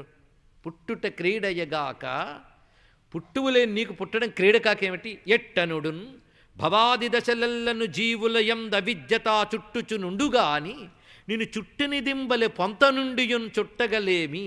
మాయనికి దగ్గరే ఉంటుంది కానీ నిన్ను చుట్టలేదు. జీవుని చుట్టబెట్టేస్తుంది, నిన్ను చుట్టలేదు. చుట్టగలేమి తత్క్రియల చొక్కని ఎక్కటివౌది ఈశ్వర. తత్క్రియల చొక్కని మాయాకార్యములకు లొంగిపోయినటువంటి ఏకతత్వాన్ని నువ్వు. ఇది భగవద్ అవతారతత్వాన్ని అర్థం చేసుకోవాల్సినది. కృష్ణుడు రాముడు మల్లాగే పుట్టారు, మల్లాగే పెరగారు, మల్లాగే భార్య పిల్లలు ఏవో ఉన్నాయి కదండి అంటే, కాదురా బాబు, ఇవి నిన్ను చుట్టేసి వాటితో అంటుకున్నావు నువ్వు, ఆయన వాటికి అంటలేదు. ఆ మాయత అలా కనబడుతున్నాడు అంతే. ఇది అవతారాన్ని అర్థం చేసుకోవడానికి పనికొచ్చేది. అందుకే బ్రహ్మ చేసిన ఈ స్తుతంతో కూడా అవతారత్వం. ఇలాంటి అవతారాలు ఇప్పటికి ఎన్నెత్తవో నాకు తెలుసు. అందుకే వాటన్నిటికో నమస్కారం చేస్తున్నాను. ఎందుకంటే వాటన్నిటి కలబోతు ఈ అవతారం కనుక వాటన్నిటికో నమస్కారం. మత్స్యాశ్వ కచ్చప నృసింహ వరాహ హంస రాజన్య విప్ర విబుధేషు కృతావతార త్వం పాసినస్త్రిభువనంచ యథాధునేశ భారం భువోహర యదూత్తమ వందనం తే. స్తోత్రం చేసేటప్పుడు ఒక లక్షణం ఉండాలటండి.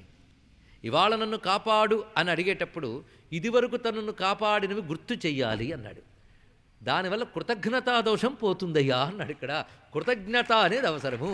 ఇవాళ భగవంతుడిని అడిగేవు అంటే ఇదివరకు చేయలేదా, ఇప్పుడా అంటే ఎప్పుడు కష్టం వచ్చినప్పుడు అప్పుడే కొత్తగా అనిపిస్తుంది, గతం గుర్తురాదు. కానీ స్తుతిలో ఎప్పుడు అది అవసరం. మమ్మల్ని ఎన్ని మార్లు ఆదుకున్నావయ్యా. పైగా అసలు కనీవిని ఎరగని రూపాలు, తిరియక్ అవతారాలు, పశువుల్లా జంతువుల్లా వచ్చి అవతరించేవే, అవి నీకు అవసరమా చెప్పు? అవి కూడా ధరించవు మా కోసం. మత్స్య, అశ్వ, కచ్చప జంతువు రూపాలే, నృసింహ, వరాహ, హంస ఇలాంటి అవతారములు. గురుపాఠీనమవై, జలగ్రహమవై, కోలంబవై, శ్రీ నృకేశరివై, భిక్షుడవై, హయాననుడవై, క్ష్మాదేవతాభర్తవై, ధరణీనాథుడవై, దయాగుణ గుణోదారుండవై, లోకముల్ పరిరక్షించిన నీకు మృక్కెద ఇలా భారంబు వారింపవే. ఇలా భారం అంటే భూమి యొక్క భారాన్ని తొలగించవయ్యా అని నమస్కరిస్తూ ఒక్కసారి తల్లికో దండం పెట్టారు. అమ్మా నువ్వు అదృష్టవంతురాలివి. అమ్మకి నమస్కారం చేశారు. ఎంత భాగ్యవంతురాలండి, విశ్వగర్భగర్భ కదా. దిష్ట్యాంబతే కుక్షిగత పరప్పుమాన్ అంశేన సాక్షాత్ భగవాన్ భవాయన మా భూద్భయం భోజపతేర్ముమూర్షో గోప్తా యదూనాం భవితా తవాత్మజ. తల్లి నీకు చిన్న భయం ఉంది మీ అన్న వల్ల. పైగా యదువంశం మీద కక్ష కట్టాడు ఆయన కనుక ఈ పిల్లవాడికి ఏం ప్రమాదమో అని భయం నీకు కొంచెం ఉంది. కానీ ఒక్కడు గుర్తుపెట్టుకో, ఈయనున్నాడంటే అసలు భయపడక్కర్లేదు. మా అందరి భయాల్ని పోగొట్టడానికి వస్తున్న స్వామి నీ కడుపులో ఉంటూ ఉంటే నీకేం భయం తల్లి? ఈయన వల్ల యదువులందరూ రక్షించబడుతూ ఉంటారు. తల్లి నీ యుధరంబులోన ప్రధాన పురుషుడున్నవాడు ఎల్లి పుట్టెడి కంసుచే భయమింత లేదు నిజంబు మాకెల్లవారికి భద్రమయ్యడు ఇంక నీ కడుపెప్పుడు చల్లగావలే. నీ కడుపు ఇంక చల్లగా ఉంటుంది. అంటే తర్వాత కలిగే సంతానం కానీ యదువులు కానీ వీళ్ళందరికీ ఇంకేం ప్రమాదం లేదు. చల్లగావలే యాదవావళి సంతసంబును పొందగన్. ఎంత రమ్యమైన స్థుతి బ్రహ్మదేవుడు నోట పలికినది, బ్రహ్మదేవుడితో పాటు దేవతలందరూ చేసినది. అందుకే మాకు అని చెప్పాడు కానీ నాకు అనలేదు ఆయన. ఇక్కడ దేవతలందరి తరపున వాళ్ళందరి హృదయం తన హృదయంతో కలిపి తన గొంతులోంచి బ్రహ్మగారు చేసినటువంటి వేద తత్వ గర్భితమైనటువంటి భగవదవతార తత్వ రహస్యాన్ని చెప్పేటువంటి అద్భుతమైన స్తోత్రం చేసి వాళ్ళందరూ వచ్చినదే అదృశ్య దేహాలతో నమస్కరించి మళ్ళీ అక్కడి నుంచి వారు వెళ్ళారు. ఇంకా సమయం సమీపించింది. శ్రావణ బహుళ అష్టమి సమీపించింది. అర్ధరాత్ర సమయం. ఒక్కసారి వాతావరణంలో మార్పు వచ్చిందండి. ప్రకృతి అంతా శాంతమైపోయింది. అంటే భగవంతుడు అవతరించుతున్నప్పుడు ప్రకృతి అంతా కూడా శుభంగా మారిపోతుంది. ఎక్కడా కూడా అభద్రములని ఉండవు. పంచభూతాలు, గ్రహాలు, నక్షత్రాలు అన్నీ కూడా శాంతమైపోతాయట. అప్పుడు ఆయన అవతరించినప్పుడు అలా అయిందనమాట అనుకోవద్దు. శ్రద్ధగా వింటూ ఉంటే మన హృదయంలో ఇప్పుడు ఆయన అవతరిస్తాడు. ఎప్పుడు భగవద్ అవతారం మనలో జరుగుతుందో, ఎప్పుడు జరగాలది? యుగే యుగే, యుగానికోసారి కాదు. యుగే యుగే శబ్దానికి మాటి మాటికి అర్థం తీసుకోవాలి. మాటి మాటికి మన హృదయంలో జరగాలి. జరిగితే ఏమవుతుంది? నీ హృదయంలో ఉన్న సాధుత్వం రక్షింపబడుతుంది, నీ హృదయంలో ఉన్న దుష్టత్వం శిక్షింపబడుతుంది. ఏ ధర్మముతో నువ్వు తరించాలనుకున్నావో ఆ ధర్మం రక్షింపబడుతుంది. పరిత్రాణాయ సాధూనాం వినాశాయ చ దుష్కృతాం ధర్మ సంస్థాపనార్థాయ సంభవామి యుగే యుగే. ఎంత స్వార్థం కావాలండి భగవత్ కథ వినేటప్పుడు. స్వార్థం ఎప్పుడు మనం ఇది వినగానే లోకానికి ఎలా అందించేస్తాం, ఇది ఒక తాపత్రయం. నీకెందుకు లోకం గొడవ? ముందు నీ గొడవ నువ్వు చూసుకో. ఇక్కడ లోకాన్ని ఉద్ధరించిన ప్రతివాడు ముందైపోయి ముందు ఆత్మోద్ధరణ అది చూసుకోవాలి. ఇక్కడ త్యాగయ్యకున్న స్వార్థం మనకు ఉండాలండి. ఎవరికై అవతార విత్తితో రామయ్య శతరాగరత్నమాలిక చే కీర్తించే త్యాగరాజుని బ్రోచుటక ఎవరికై అవతార విత్త. నా కోసం అవతరించావు, మన కోసం అవతరించాలి. అవతరించుట అంటే దిగివచ్చుట, నీ హృదయంలో ఆవిర్భవించుట. భగవంతుడు నీ హృదయంలో ఆవిర్భవిస్తే వెంటనే నీలో ఉన్న ధర్మం రక్షింపబడుతుంది, నీలో సాధుత్వం రక్షింపబడుతుంది, దుష్టత్వం తొలగింపబడుతుంది. అంతేకాదు కృష్ణావతార గాథ ఎక్కడ చెప్పబడుతుందో అక్కడ ప్రకృతి శాంతిస్తుంది. అందుకే భాగవత కథ భూమంతా తిరిగి తిరిగి ఎందుకు చెప్పాలయ్యా అంటే, భూమి యందున్న సూక్ష్మ వాతావరణం నిండిపోయిన దుష్టశక్తులన్నీ తొలగిపోయి పంచభూతాలు శాంతించడం కోసం కృష్ణ కథ చెప్పుకోవాలి. మన చుట్టూ ఉన్న పంచభూతాలు శాంతిస్తాయి. దేవతలు ఆనందోత్సవంతో నాట్యం చేస్తారు కృష్ణ కథ చెప్పే చోట. అంతేకాదు శ్రద్ధగా ఎవడైతే వింటాడో వాడి శరీరంలో ఉన్న పంచభూతాలు శాంతిని పొందుతాయి. వాడి అంతఃకరణ ప్రకృతి అంతా కూడా నిర్మలమైపోతుంది. ఆ స్థితి ఒక్కసారి ఏర్పడుతున్నది ఇక్కడ. స్వామి అవతరిస్తున్న వేళ ఆ స్థితిని అందరం భావనాత్మకంగా అందుకుని కాసింత ప్రయత్నం చేస్తే ఋషివాక్యం అందించడానికి సిద్ధంగా ఉంది మనకి ఇక్కడ. అథ సర్వగుణోపేత కాల పరమశోభన, సర్వ సద్గుణాలతో కూడినటువంటి అత్యంత మంగళకరమైన కాలం వచ్చినది. యర్హేవాజన జన్మరక్షం సాంతర్క్షగ్రహతారకం, చాలా చిత్రమైన మాట అన్నాడు. అజన జన్మరక్షం, అజన జన్మ అంటే పుట్టుకలేనివాడు పుట్టినప్పటి నక్షత్రము, ఇదొక అర్థం. అజన జన్మ అంటే పుట్టుకలేనివాడు అంటే స్వయంభువుడు బ్రహ్మదేవుడు, బ్రహ్మదేవుని యొక్క జన్మ నక్షత్రం అన్నాడు. అంటే బ్రహ్మదేవతాకమైనటువంటి నక్షత్రం ఒకటి ఉందిట, అది చెప్తున్నాడు. మనం రామాయణం చదివేటప్పుడు అదితి దేవతాకమైన నక్షత్రంలో రాముడు ఉద్భవించాడన్నారు. ఇక్కడ ఈయన ఉద్భవించినప్పుడు బ్రహ్మ అధిష్టాన దేవతగా కలిగినటువంటి నక్షత్రంలో ఉద్భవించాడు. బ్రహ్మ అధిష్టాన దేవతగా కలిగిన నక్షత్రం అంటే రోహిణీ నక్షత్రం, అది చెప్పడం ఇక్కడ. అంత అందమైన మాట. హర్యేవాజన జన్మర్క్షం శాంతర్క్షగ్రహతారకం. ఆ సమయంలో నక్షత్రగ్రహ తారకలన్నీ చక్కటి స్థితిలో ఉన్నాయట. అంటే భగవానుడు నక్షత్రగ్రహ తారకలన్నీ చక్కగా ఉన్నప్పుడు పుట్టాడని కాదు, ఆయన పుడుతున్నాడంటే అవి సర్దుకు కూర్చుంటాయి. తెలుసుకోండి, ఇక్కడ కాలాన్ని ఆయన శాసించేవాడు, అవలా సర్దుకుంటాయి ఇక్కడ. అంతేకాదు దిక్కులు ప్రసన్నములైపోయాయి, గగనం నిర్మలంగా ఉన్నది, నక్షత్ర గణములవి స్పష్టంగా కనబడుతున్నాయి. మొత్తం భూమి యందున్నటువంటి సర్వగ్రామములు, పట్టణాలు, అరణ్యాలు, అందులో ఉన్న ప్రజలు, జీవకోటి అందరూ కూడా ఆనందంగా తృప్తిగా ఉన్నారు. ఎందుకు తెలియదు, ప్రతివారిలో ఆనందం పెళ్ళిబిగిపోతుంది. కారణం వాళ్ళకే తెలియదు. అంటే ప్రతి హృదయంలో ఉన్న సచ్చిదానంద స్వరూపుడు భూమి యందు వ్యక్తం కాబోతూ ఉండగా ప్రతివారి హృదయం లోపలి ఆనందం పెళ్ళిబుకుతూ ఉన్నది ఇక్కడ. నద్యః ప్రసన్న సలిలాహ హ్రదా జలరుహశ్రియ, నదులలోని నీరు తేటబడినది, సరస్సుల్లో అర్ధరాత్రి వేళ చక్కగా కలువులు మొదలైనవని చక్కగా వికసించాయి. అడవుల్లో వృక్షాలకు పుష్పాలు వచ్చేట సమయంలో తుమ్మెదలు విహరిస్తున్నాయి. వవౌ వాయు సుఖస్పర్శ, గాలి ప్రశాంతంగా చల్లగా నెమ్మదిగా వీచుతూ ఉన్నది. పుణ్యగంధవ శుచి అగ్నయశ్చ ద్విజాతీనాం శాంతాస్తత్ర సమింధత. ఆ సమయంలో అగ్నిహోత్ర గృహాల్లో ఉన్నటువంటి యజ్ఞాగ్నులన్నీ చక్కగా ప్రకాశిస్తూ ఉన్నాయి. ఎందుకంటే యజ్ఞేశ్వరుడైన నారాయణుడు అవతరిస్తున్నాడు కనుక. మనాంశాసన్ ప్రసన్నాని, అందరి మనస్సులు కూడా ప్రసన్నములవుతున్నాయి. ఒక్క రాక్షసులకు మాత్రం ఏదో తెలియని దిగులు కలుగుతోంది. వాళ్ళు అర్ధరాత్రి లేచిపోయి ఏదో తెలియని అన్రెస్ట్ ఫీల్ అవుతున్నట్టు వాళ్ళందరూ అశాంతితో ఉన్నారు. జగుక్కిన్నర గంధర్వాహ తుష్టువు సిద్ధచారణాహ, కిన్నరులు గంధర్వులు గానం చేస్తూ ఉంటే, విద్యాధరులు అప్సరసులు నాట్యాలు చేస్తూ ఉంటే, సిద్ధులు చారణులు స్తుతిస్తూ ఉంటే, దేవతలు మునులు పుష్పవాను కురిపిస్తూ ఉంటే, మేఘములు మంగళవాద్య రూపంగా గర్జిస్తూ ఉంటే, ఆ సమయంలో స్వచ్ఛంబులై పొంగె జలరాసులేడును కలఘోషణముల మేఘంబులు ఉరిమి గ్రహతారకల్లతోడ గగనంబు భాసిల్లి దిక్కులు మిక్కిలి తెలివిదాల్చే కమ్మని చల్లని గాలి మెల్లన వీచే హోమాన లంబు చెన్నుంది వెలిగే కొలకులు కమలాలి కులములై సిరినొప్పే ప్రవిమల తోయలై పారె నదులు వరపుర గ్రామ ఘోషయై వసుధయొప్పే విహగరవ పుష్ప ఫలముల వెలసె వనములు అలరు సోనల కురిసిరయ్యమరవరులు దేవదేవుని దేవకీదేవి కనగా, దేవదేవుని దేవకీదేవి కనగా. పాడిరి గంధర్వోత్తములాడిరి రంభాది కాంతలానందమునన్ కూడిరి సిద్ధులు భయములు వీడిరి చారణులు మొరసె వేల్పులు భేరులు సుతుగని దేవకి నడురేయి అతి శుభగతి తారలను గ్రహంబులు నుండన్ దితిసుత నిరాకరిష్ణున్ శ్రితవదనాలంకరిష్ణు జిష్ణున్ విష్ణున్ సుతుగని దేవకి నడురేయి.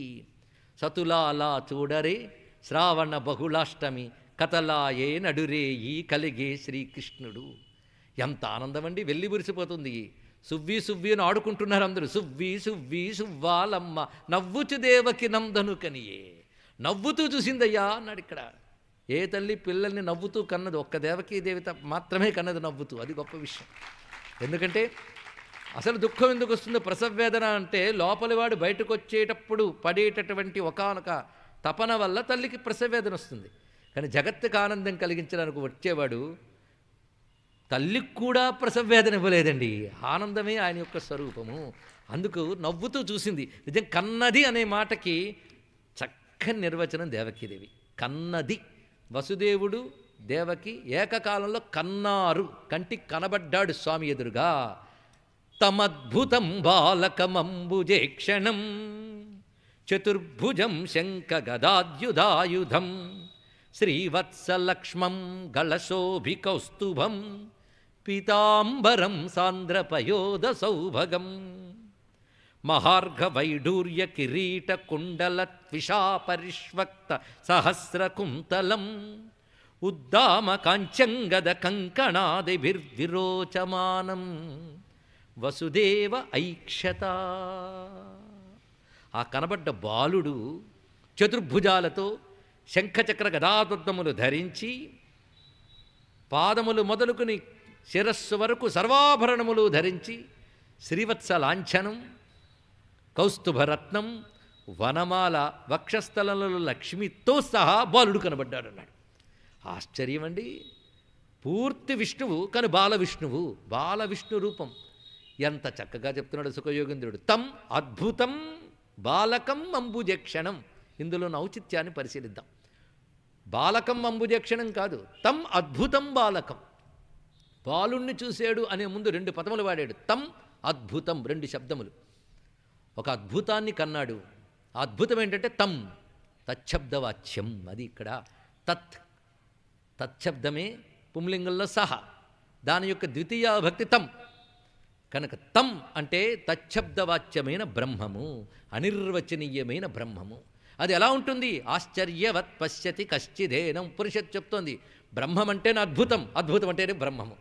కానీ అనిర్వాచ్యమైనటువంటి తం అనబడే బ్రహ్మము, అద్భుతతత్వమైన పరమాత్మ బాలకం, బాలుడై వచ్చాడు.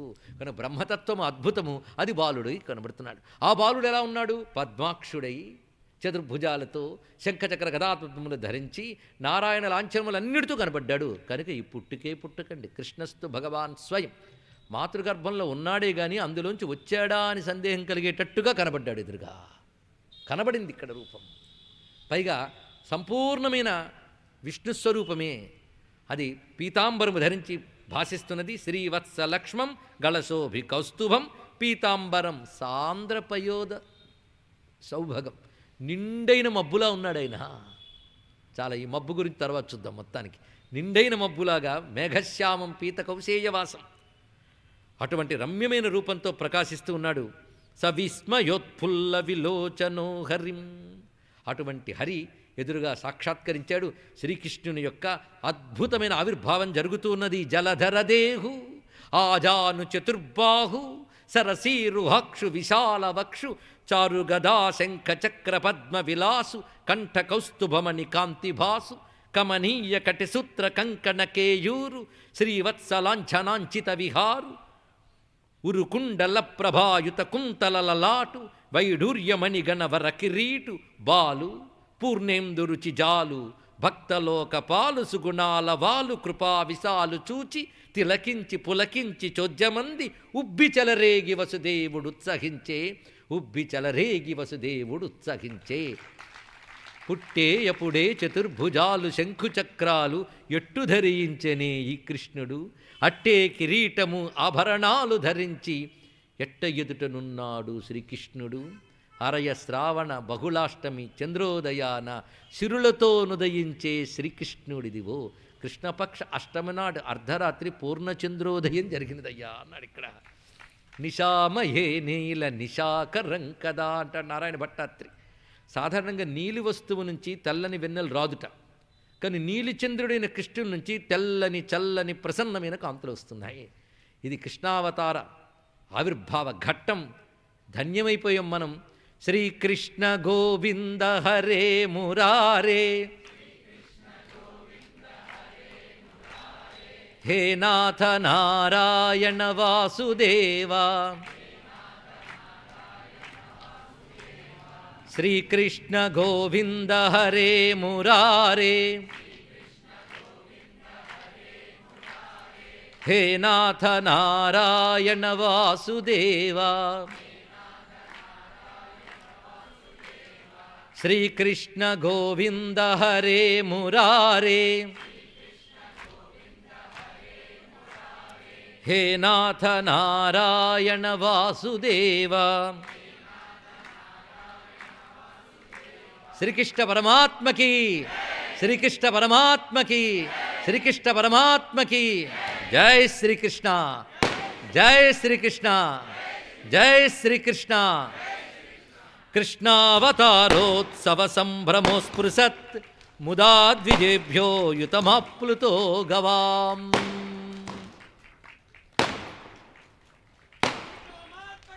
జై జై జై జై.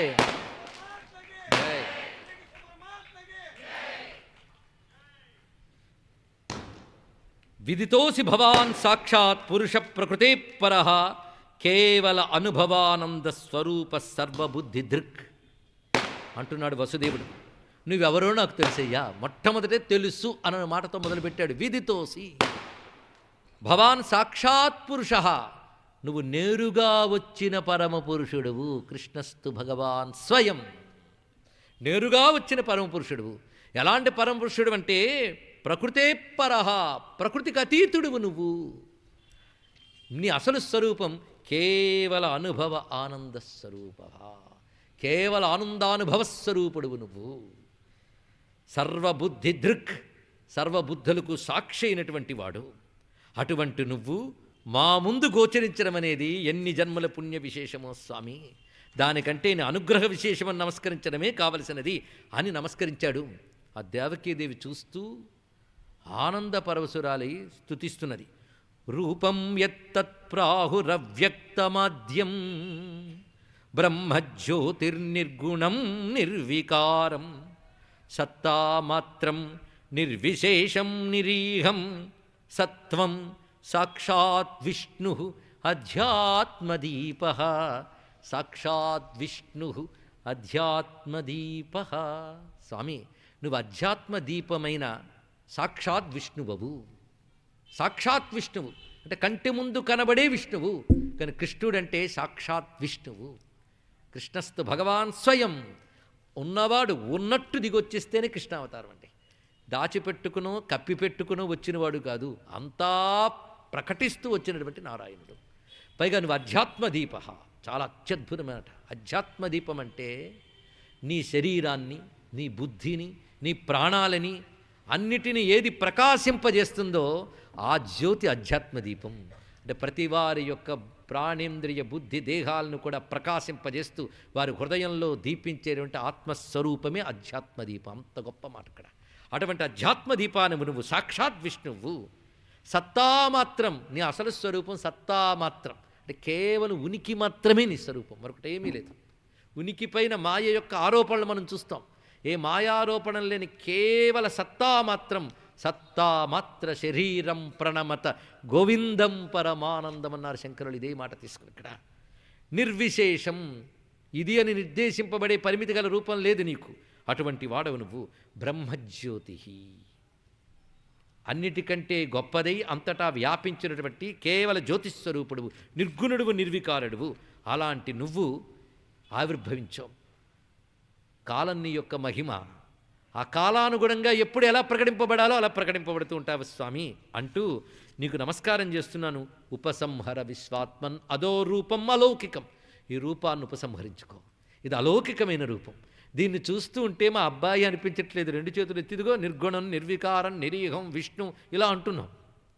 ఈ అద్భుతమైన ఈ రూపాన్ని శంఖచక్ర గదా పద్మశ్రియాజుష్టం చతుర్భుజం, శంఖచక్ర గదాపద్మములు దాల్చి లక్ష్మీ వక్షస్థలాలయుడివై గోచరిస్తున్నటువంటి ఈ స్వరూపం ఏదుందో ఆ చతుర్భుజమైన రూపాన్ని ఉపసంహరించి నీ యొక్క ప్రాకృత రూపాన్ని చూపించవయ్యా అని ప్రార్థించగానే ఒక్కసారి వాళ్ళకి ఆశీర్వదిస్తూ అంటున్నాడు స్వామి. ఇది ఎందుకు చూపించానో తెలుసా? మీ గర్జన్మలు గుర్తు రావడానికి. ఎందుకంటే నన్ను పుత్రుడిగా పొందాలని మీ తపస్సు ఇప్పటిది కాదు. స్వయంభూ మన్వంతరంలో ఇదిగో ఈ వసుదేవుడు ప్రజాపతి, అప్పుడు ఆయన పేరు సుతపుడు, ఈమె పేరు పృష్ణి. ఈ పృష్ణి సుతపులు అనేటువంటి ప్రజాపతి దంపతులు బ్రహ్మదేవుడి ఆనతి మేరకు తపస్సును ఆచరించారు. ఆ తపస్సుకు ఫలితంగా నేను ప్రత్యక్షమయ్యాను. అప్పుడు నన్ను సంతానంగా మీరు కోరుకున్నారు. అప్పుడు నేను పృష్టిగర్భుడు అనే పేరుతో మీకు సంతానమయ్యాను. కానీ నన్ను సంతానంగా పొందిన ముచ్చట యొక్క తీవ్రమైన కోరిక ఎంత బలంగా ఉందంటే ఆ తీవ్రమైన కోరిక మీకు ఒక్క జన్మ సరిపోలేదు.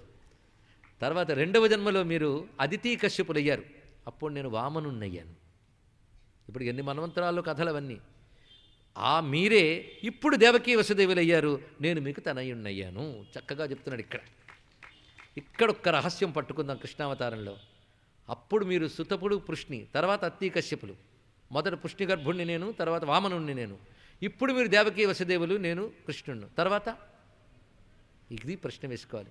మరి తర్వాత లేదు అంటే కృష్ణావతారం వస్తే తర్వాత మరి వాళ్ళు రారు. ఇది తెలుసుకోవాలి. ఇది రహస్యం. మళ్ళీ కొంచెం వెళదాం. హిరణ్యాక్ష హిరణ్యకశిపులు జై విజయులు మొదటి జన్మ, తర్వాత రావణ కుంభకర్ణులు, తర్వాత శిశుపాలదంతో, తర్వాత లేదు. కానీ ప్రతి ఆయన అవతారంలో ఆయన పరిధిలోకి వెళ్ళిన వారెవ్వరికీ మళ్ళీ రావలసిన అవసరం లేకుండా చేసిన అవతారం కృష్ణావతారం. అది రహస్యం. అందుకే ఆశ్రయించిన అందరికీ ఆఖరి జన్మలు చేసినటువంటి కృష్ణావతారానికి నమస్కారం. అందుకే కృష్ణావతారానికి ముకుందావతారం అని పేరు. ముక్తిని దదాతీతి ముకుంద, ముక్తినిచ్చే అవతారం. అది రహస్యం. అందుకు ఈ జన్మలో మీరు నన్ను ఎలా తరిస్తారంటే కేవల పుత్రభావం కాదు. ఇప్పుడు మీరు ఇదివరకు పుత్రభావం మాత్రమే. యువా మాం పుత్రభావేన బ్రహ్మభావేన చ అసకృత్ చింతయంతౌ కృతస్నేహౌ యాస్యేతే మద్గతిం పరాం. నన్ను పుత్రుడనే భావంతోనూ పలుమార్లు పరబ్రహ్మనే అసకృత్ పలుమార్లు పరబ్రహ్మనే భావంతోనూ నన్ను భావిస్తూ నాపై ప్రేమ కలిగి, అంటే బ్రహ్మభావన ప్రేమ భావన రెండూ కలిగి అత్యంత ఉత్కృష్టమైన మోక్షాన్ని పొందుతారు. ఇది చెప్పాడు. చెప్పి ఇత్యుక్త్వాసి ధరిస్తూష్ణీం భగవాన్ ఆత్మమాయయ పిత్రో సంపశ్యతో సద్యో బభూవ ప్రాకృత శిశు. ఇలా చెప్పి ఏమీ తెలియనట్లు రెండు చేతులు వాడి పిల్లవాడయ్యాడండి. ఇంద్రనీలమణి కాంతులతో ప్రకాశిస్తూ అక్కడ భాసిల్లాడు. పైగా ఏం చేయాలో మొత్తం ప్రణాళిక వేసి చెప్పాడు. నువ్వు నన్ను జాగ్రత్తగా ఇప్పుడు తీసుకెళ్ళు. అక్కడ నందవ్రజంలో నందుని భార్యని యశోద ఒక స్త్రీ శిశువుని ప్రసవించింది. కానీ అక్కడ ఏం జరిగిందో తెలియని ఒకనొక పరిస్థితి మా యోగమై చూసుకుంది. ఆవిడే అక్కడ పుట్టింది. అక్కడికి వెళ్ళి నన్ను అక్కడ పెట్టి అమ్మాయిని ఇక్కడ తీసుకురా. ఎలాగూ ఆ ప్రశ్న వేయలేదు వసుదేవుడు. ఆజ్ఞాపించిన వాడే చూసుకుంటాడని తెలుసు ఆయనకి. తతశ్చ సౌరిర్భగవత్ ప్రచోదితః సుతం సమాదాయ ససూతికాగృహాత్ యదా బహిర్గంతుమియేష తర్హ్యజా యా యోగమాయాజని నందజాయయా. యోగమాయ ప్రభావం చేత ఆయన చేతులకి కాళ్లకున్న గొలుసులు తెగిపోయే, బంధించినటువంటి చెరసాల యొక్క తాళాలు విడిపోయే, అంతవరకు కంటి మీద రెప్పవాలకుండా కాపలా కాస్తున్నటువంటి భటులందరికీ నిద్ర ఆవహించింది. ఆఖరికి అష్టమగర్భం వచ్చిన దగ్గర నుంచే నిద్ర కరువైనటువంటి కంసుడు, నెలలు నిండిన తర్వాత అసలు నిద్రపోని కంసుడు, వార్త వీళ్ళు తెచ్చేటప్పటికి ఆలస్యమవుతుందేమోనని తానే మెలకువగా ఉన్నటువంటి కంసుడికి ఆ సమయంలో నిద్ర వచ్చిందండి. ఎందుకంటే యాదేవి సర్వభూతేషు నిద్రారూపేణ సంస్థిత నమస్తస్యై నమస్తస్యై. ఆవిడికి తెలిసి ఎప్పుడు ఎక్కడ ఎలా రావాలో. అది ఆక్రమించుకుంది మొత్తం యోగమయాశక్తి. మహానుభావుడు తట్టలో పెట్టుకుని నెత్తి మీద పెట్టుకుని వెళ్తూ ఉన్నాడు స్వామివారిని. ఆశ్చర్యకరం. అప్పుడు నక్షత్రములు ప్రశాంతంగా ఉన్నాయి, ఆకాశం తేటగా ఉంది, కానీ మబ్బులు పట్టేట. ఆనందంతో వచ్చిన మబ్బులు అవి పుష్పవృష్టి కురిపిస్తున్నాయి, చిన్న చిన్న చినుకులు. అరే స్వామి బయలుదేరుతుంటే చినుకులేమిటి అనుకుంటుంటే వవర్షపర్జన్య ఉపాంశు గర్జిత శేషోన్వగాద్వారి నివారయన్ ఫణై. ఉపాంశు చాలా గొప్ప మాట వేశాడు. మంత్రం చెప్పేటప్పుడు లోపల కాక బయట కాక మధ్యలో ఉంటే అలా మేఘాలు కూడా కృష్ణమంత్రం చెప్పిస్తున్నాయి ఏమిటో. ఆ విధంగా ఉన్నటువంటి సమయంలో చిన్న వాన పడుతూ ఉంటే శేషోన్యగాత్ అనంతుడు వచ్చి పడగబట్టాడు కృష్ణ పరమాత్మకి. ఎంత ఆశ్చర్యమండి. అదే కృష్ణస్తు భగవాన్ స్వయం. పైగా ఆశ్చర్యకరంగా ఆనందంగా పొంగిపోతుంది యమునప్పుడు. కానీ వసుదేవుడు రావడం చూసి ఒక్కసారి తగ్గిపోయింది. ఎంత తగ్గిపోయిందంటే అని చక్కగా తోవిచ్చేసింది. నదీ మార్గం దదౌ సింధురివ శ్రియపతే. నారాయణమూర్తికి సముద్రుడు ఎలా తోవిచ్చాడు అలాగా అన్నది. కొంచెం ఆలోచించాలి. ఆయన దానికోసం ఎంత చేశాడండి. ఆఖరికి ధనస్సు తీసడం, బాణం తీయడం అన్నీ అయ్యేకు లొంగాడు. ఈయన ఏం చేశాడు? ఏమీ లేదు, పైన ఉన్నాడు, తోవిచ్చేసింది. అదే కృష్ణస్తు భగవాన్ స్వయం అని. నేనేం చేయక్కర్లేదు, సాక్షాత్ భగవానుడు కనుక అన్నీ అలా అమరిపోతుంటాయి ఇక్కడ. పైగా ఇక్కడ ఒక భావుకుడు చాలా గొప్ప భావన చేస్తాడు. అంత పొంగిన యమున తగ్గిపోయింది. ఎంత తగ్గిందంటే వసుదేవుడు కాళ్ళు తడిపేటంత తగ్గింది. ఎందుకయ్యా అంటే కృష్ణ పరమాత్మని తెస్తున్నటువంటి వసుదేవుడు కాళ్ళు కడగాలనుకుందయ్యా యమున అని చెప్పారు ఇక్కడ. అంత రమ్యముగా నందవ్రజం సౌరి రుపేత్య తత్ర, నందవ్రజానికి చేరుకున్నాడు. అక్కడ ఒళ్ళు మరిచి నిద్రిస్తున్నటువంటి యశోదమ్మ పొత్తిళ్లలో ఉన్నటువంటి స్త్రీ శిశువుని తీసుకుని పురుష శిశువుని పెట్టాడు అక్కడ. కృష్ణ అక్కడ ఉన్నది, కృష్ణ ఇటు వచ్చింది, అంతే తేడా మరేం లేదు ఇక్కడ. ఆమెను పట్టుకొస్తూ ఉన్నాడు. చక్కగా తీసుకొచ్చి మళ్ళీ దేవకీదేవి పొత్తిళ్ళలో పెట్టి కూర్చున్నాడు. గొలుసులు బంధింపబడ్డాయి యథాతథంగా అన్నీ. అప్పుడు ఆవిడ ఏడ్చింది. ఆవిడ కూడా ఎప్పుడు ఏడవాలో ఆవిడకి తెలుసు. అక్కడ ఎప్పుడైతే ఆ శిశువు ఏడ్చిందో, అబ్బా అష్టమగర్భం ఉదయించింది అని వెంటనే భటులు కళ్ళు తెరిచారు. ఎంత జాగ్రత్తగా కాపలాకి వస్తున్నామో అనుకున్నారు వాళ్ళందరూ. ఆ సమయంలో అక్కడ నిద్రపట్టక తిరుగుతున్న వాడి దగ్గరికి వార్త వెళ్లే లోపలే శిశువు యొక్క రోదనం విని ఆయన గదులకు వచ్చాడు. ఒక్కసారి మహాతీవ్రంగా వస్తున్నాడు. వస్తూనే చూశాడు, ఆశ్చర్యపోయాడు. అష్టమ గర్భంలో పుడతా డూ డూ డూ డూ అని విన్నాడు. ఇంతవరకు పుట్టింది, ఆశ్చర్యపోయాడు. ఏం చేయాలి ఇప్పుడు? పెద్ద సమస్య. ఆ విష్ణువు మాయావి, నా చేత తప్పించుకోవడానికి ఆడ శిశువు రూపంలో కనబడ్డాడు. వదిలేస్తాను అనుకున్నాడు. కానీ నా నారదుల వారు చెప్పారు పుడతా డూ అని. డూకే నేను నిశ్చయమైపోయాను అని చెప్పి ఆమెను లాగబోతూ ఉంటే ఒక్కసారి పిల్లని తీసుకుని గుండెలకు హత్తుకుందండి తల్లి. తల్లిని నన్వహం తే హ్యవరజా దీనా హతసుతా ప్రభో దాతుమర్హసి మందాయ అంగే మాం చరమాం ప్రజాం. నేను అభాగ్యురాల్ని, నా సంతానాన్నంతటి పొట్టను పెట్టుకున్నావు. ఇప్పుడైనా ఒక్కసారి నన్ను చెల్లెల్ని నేను చూసి, పైగా ఆడ సంతానాన్ని పొందేనని అభాగ్యురాలని నాకు కలిగిన ఆఖరి సంతానమైన అమ్మాయిని నువ్వు నా నుంచి దూరం చెయ్యకు.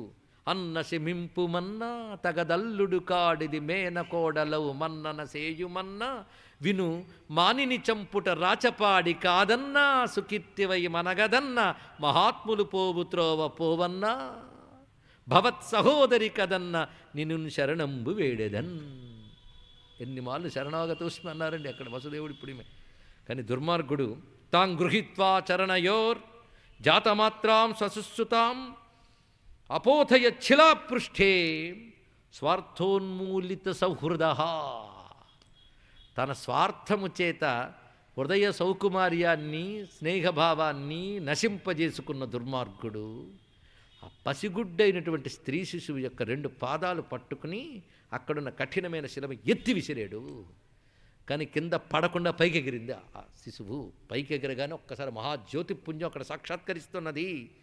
అష్టభుజాలతో సింహవాహినయ్యి అనేక మంది దేవతల చేత కొలువుబడుతూ అమ్మవారి సాక్షాత్కారమయ్యారు. సా తద్దస్తాత్ సముత్పత్య సద్యో దేవి అంబరంగత అదుష్యత అనుజా విష్ణోహో. నారాయణ సహోదరి సాయుధాష్ట మహాభుజ దివ్యస్త్రగంబరాలేపరత్నాభరణ భూషిత ధనుస్సూలేషు చర్మాసి శంఖచక్రగదాధర. ధనుస్సు, శూలము, బాణము, కవచము, కత్తి, శంఖము, చక్రము, గద వీటిని ధరించి మొత్తం ఆ తల్లి అష్టభుజాలతో గోచరిస్తూ ఉంటే ఆ చుట్టూ సిద్ధచారణ గంధర్వై అప్సర కిన్నరోరగై ఉపాహృతోరు బలభి స్తూయమానేదమబ్రవీత్. వాళ్ళందరూ స్తోత్రిస్తూ ఉండగా అక్కడి నుంచి మాట్లాడుతోంది తల్లి. తెంపరివై పొరిని దేవకి బిడ్డల చిన్ని పాపలం చంపితివి, ఇంక నైను ఉపశాంతి వహింపక రాళ్ళ మీద నన్నొంపితివి, హిస్సిరో ఇది బీరమే నా సరసం జనించి నిన్ను చంపెడు వీరుడొక్క దశ సత్కృతి నొందెడు వాడు దుర్మతి. ఇది చెప్పింది ఆ తల్లి. కిమ్మయా హతయా మంద జాతక్కలు తవాంత కృత్. నన్ను చంపేయడంతో నువ్వు ఇంకే శత్రువు లేడు అనుకుంటున్నావేమిటో, కానీ నిన్ను మట్టు పెట్టేటటువంటి నీ శత్రువు ఎక్కడో ఒకచోట జన్మించే ఉన్నాడు. నువ్వు వ్యర్థంగా దీనుల్ని హింసించకు. ఇది ఆ తల్లి చెప్పింది. ఎత్ర క్వవా పూర్వశత్రు మాహింసీ కృపణాన్ వృధా. ఇది ఆ తల్లి చెప్పినటువంటి మాట. ఏమీ చెప్పకుండా వెళ్ళిపోయి ఉంటే ఏ బాధ లేదు. ఈ మాట ఎందుకు చెప్పాలండి? నిన్ను చంపేడి వీరుడొక్క దశ సత్కృతి నొందెడు వాడు దుర్మతి. నేను చంపేవాడు ఉన్నాళ్ళే ఒక మరొక చోట అన్నది. పోనీ ఆ చోటు చెప్పలేదు, వాడెవడే చెప్పలేదు. పోనీ చెప్పకుండా ఊరుకోలేదు. యోగమాయిగా అలాగే చెప్పకుండా చెప్పింది అనమాట. అక్కడ ఏమిటయ్యా ఇది? ఇక్కడ మనం కొంచెం కంసుడిని అర్థం చేసుకునే ప్రయత్నం చేద్దాం. కేవలం శత్రుత్వం ఉన్నంత మాత్రాన నారాయణ చే దెబ్బలు తినంత మాత్రం ముక్తి పొందరు. శత్రుత్వం ఉంటూ విష్ణువు చే దెబ్బలు తింటే సద్గతి వస్తుంది, అంతే తప్ప ముక్తి రాదు. ముక్తి కావాలంటే నిరంతర యోగం ఉండాలి, నిరంతర చింతన, తదేక చింతన. అది తప్ప మరేది పట్టనటువంటిది ఉండాలి. మన ప్రహ్లాదు నుంచి విన్నాం. పానీయంబులు త్రావుచును కుడుచుచును భాషింపుచును ఏవి చేసినా విష్ణువుని వదలలేదు. కంసుడు అదే చేశాడు పాపం. తాగుతున్నా, తింటున్నా, కదులుతున్నా, మెదలుతున్నా, విష్ణువు తప్ప మరొకటి కనబడలేదు అని. ఏం తేడా చెప్పండి ఇక్కడ? ఆయన భక్తి కావచ్చింది, భయం కావచ్చు, స్థితి ఇద్దరిది ఒకటేగా. ఇది ఆలోచించు. అందుకు భయం యోగం అయితే కానీ ముక్తి రాదు. వాడిని యోగిని చెయ్యడం ఎక్కడి నుంచి మొదలుపెట్టాడో తెలుసుకోవాలి. ఎంతమంది కోసం వచ్చారండి? కంసుడిని అడిగితే కృష్ణుడు ఎందుకు అవతరించాడో నా కోసమని చెప్తాడు. లేకపోతే అష్టమగర్భం ఎందుకు చెప్పాలి ఆకాశవాణితో? అదేదో పుట్టొచ్చి చంపేస్తే ఏ బాధ లేదు. అష్టమగర్భం ఎందుకు చెప్పాలి? అప్పటి నుంచి వాడు యోగం మొదలైంది. పైగా అష్టమగర్భం ఎవడో కాదు, విష్ణువు అని నారదులు వచ్చి చెప్పారు. అప్పటి నుంచి మరీ బలపడిపోయింది అది. ఇక్కడ ఇంక నిరంతర విష్ణు చేతన అక్కడి నుంచి మొదలయ్యింది. ఇక్కడ ఆ మొదలయ్యింది ఆయన గర్భంలోకి వచ్చాక పండిపోయింది. ఇప్పుడు ఈవిడ వచ్చింది. ఈవిడ చెప్పకుండా వెళ్ళిపోతే ఏమవుతుంది? యోగం కట్ అయిపోతుంది, యోగం ఆగిపోతుంది. నిరంతర చింతన ఎక్కడొస్తుంది? ఉద్దామధ్యాన గరిష్టత ఏమైంది? ఇక్కడ ఆగిపోతుంది. అందుకే వీడు చెప్పకుండా వెళ్ళిపోయింది. ఎప్పుడో ఇంక వీళ్ళు సాధన మొదలవుతుంది. సాధన అంటే అన్వేషణ, అన్వేషణ, అన్వేషణ, వేదకుట అది మొదలవుతుంది. ఇక్కడ వీడికి ఎందొందు వెదక చూచిన మొదలవుతుంది, అన్వేషణ మొదలవుతుంది. కానీ యోగం మరింత పండించడం కోసం. ఎందుకంటే ఇప్పటికించి తరించే యోగం వాడికి రాలేదు. ఈ యోగంతో పోతే ముక్తి రాదు. అందుకే ఇక్కడి నుంచి వాడిది ఇంకా పండిపోవాలి. ఇంకా అక్కడి నుంచి వెతుకుట. ఎందుకంటే పుడతాడేమో అని భయం, పుట్టాడు ఎక్కడున్నాడేమో అని భయం. ఇంకా వాడి కోసం అన్వేషణ. యోగం కంటిన్యూ అవుతుంది. కానీ ఈ లోపల కృష్ణుడు ఎన్నో పనులు చేశారు, వాడు యోగం కంటిన్యూనే అవుతుంది. ఇక్కడ యోగం కొనసాగుతుంది. అందుకే భయయోగి కంసుడు. ఇది తెలుసుకోవాలి. ఇక్కడ భయయోగి అండి, భయంతో యోగి అయిపోయాడు. ఇక్కడ అటువంటి వాడి యొక్క భయయోగాన్ని కాపాడుతున్నాడు విష్ణువు. యోగక్షేమం వహామ్యం అన్నాడుగా, వీడు యోగాన్ని క్షేమంగా చూసుకున్నాడు ఆయన. ఇక్కడ అదే గొప్ప రహస్యం. వీడి యోగాన్ని కూడా కాపాడాడు. మరి ఏమున్నది ఇక్కడ? కథలో తెలుసుకోవాల్సిన అందాలవన్నీ కూడా. ఆ విధంగా ఇక్కడ ఉంటే అప్పుడు వెంటనే చెల్లిని బావగారి కట్లు విప్పేసి, అహో భగిని, అహో భామ, మయా వాం బత పాప్మనా. ఓ బావా, ఓ చెల్లి, ఎంత పాపాత్ముడిని నేను, దుర్మార్గుణ్ణి నేను. ఎవడి కర్మ కొద్దీ వాడికి ఫలితాలు వస్తూ ఉన్నా మనమేదో నిర్వహించాలనుకుంటాం. వేదాంతం బాగా వచ్చి వీడికి కూడా ఇక్కడ చదివితే తెలుస్తుంది. ఎందుకంటే జీవులకి కాలం కొద్దీ, కర్మ కొద్దీ సుఖదుఖాలు వస్తాయి, కానీ ఎవరో దానికి కర్తలు కారు. తెలిసి కూడా నేను మిమ్మల్ని ఈ పని చేశాను, నన్ను క్షమించండి. ఏ పాపాత్ముడు ఇలాంటి పని చేయడు. ఆ విష్ణువు వంచకుడు. మీ ద్వారా పుడతారని చెప్పి నా దృష్టి ఇటుపెట్టి అటెక్కడ పుట్టేశాడు. ఇప్పుడు వాడిని వెతుక్కుంటా. కానీ నా వల్ల మీ పట్ల అపచారం చాలా జరిగింది, నన్ను మీరు క్షమించాలి. ఇలాంటి పాపం ఎవడు చేయడు. పైగా మేనల్లుండి మీ పిల్లలందరినీ పట్టను పెట్టుకున్న పాపాత్ముడిని. అయినా సరేలే, ఎవరి కర్మ కొద్దీ వాళ్ళు పోతారు, నేను నిమిత్తం మాత్రం కావచ్చు, అయినా దుఃఖంగానే ఉన్నాను. ఇన్ని రకాలుగా చెప్పుకుని నన్ను క్షమించండి, సరే క్షమించండి లోపో అన్నారు. వాళ్ళిద్దరూ వెళ్ళారు. ఈ లోపల ఆయన వెంటనే తనదైనటువంటి అసుర శక్తులందరినీ పిలిచి ఎక్కడో ఉన్నట్ట. ఈ సమయంలో ఎక్కడెక్కడ పుట్టిన వాళ్ళు ఉన్నారో వాళ్ళందరినీ మట్టు పెట్టండి, మీ పనిది అని పంపించాడు. వాళ్ళు వెళ్ళిన వాళ్ళు ఆ పని చేస్తూ తిరుగుతున్నారు భూమి అంతా కూడా. సరే, వాడి పని వాడు చూసుకుంటున్నాడు. స్వామి వెళ్ళిపోయి మనకెందుకు ఇంకా మధుర, ఆయన ఎక్కడికి వెళ్ళాడు, మనం అక్కడికే వెళదాం. తిన్నగా వ్రేపల్లె నందవ్రజం నందస్త్వాత్మజ ఉత్పన్నే జాతాహ్లాదో మహామనాహ.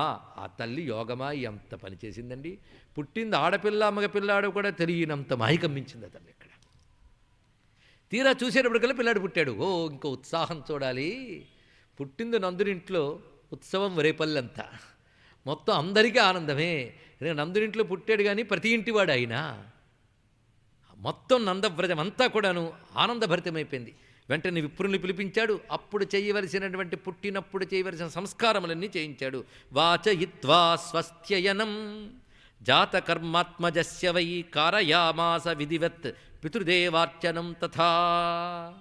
జన్మించినప్పుడు చేసేటువంటి క్రియల్లో స్వస్తి పుణ్యావచనం, జాతకర్మ, అదేవిధంగా పితృదేవతల అర్చనలు ఇవన్నీ కూడా చేయవలసిన విధంగా చేశాడు. ఆ జాతకర్మాదులు జరగవలసిన కాలంలో జరిగాయి. ఎందుకంటే రకరకాల కాలాల్లో చేయవలసిన సంస్కారములు చేస్తేనే దేహములు శుద్ధి అవుతాయి అని చెప్తూ, దేనివల్ల శుద్ధి అవుతుందో, ఏది దేనివల్ల శుద్ధి అవుతుందో ఒక మాట చెప్తున్నాడు సుఖయుగిందుడు.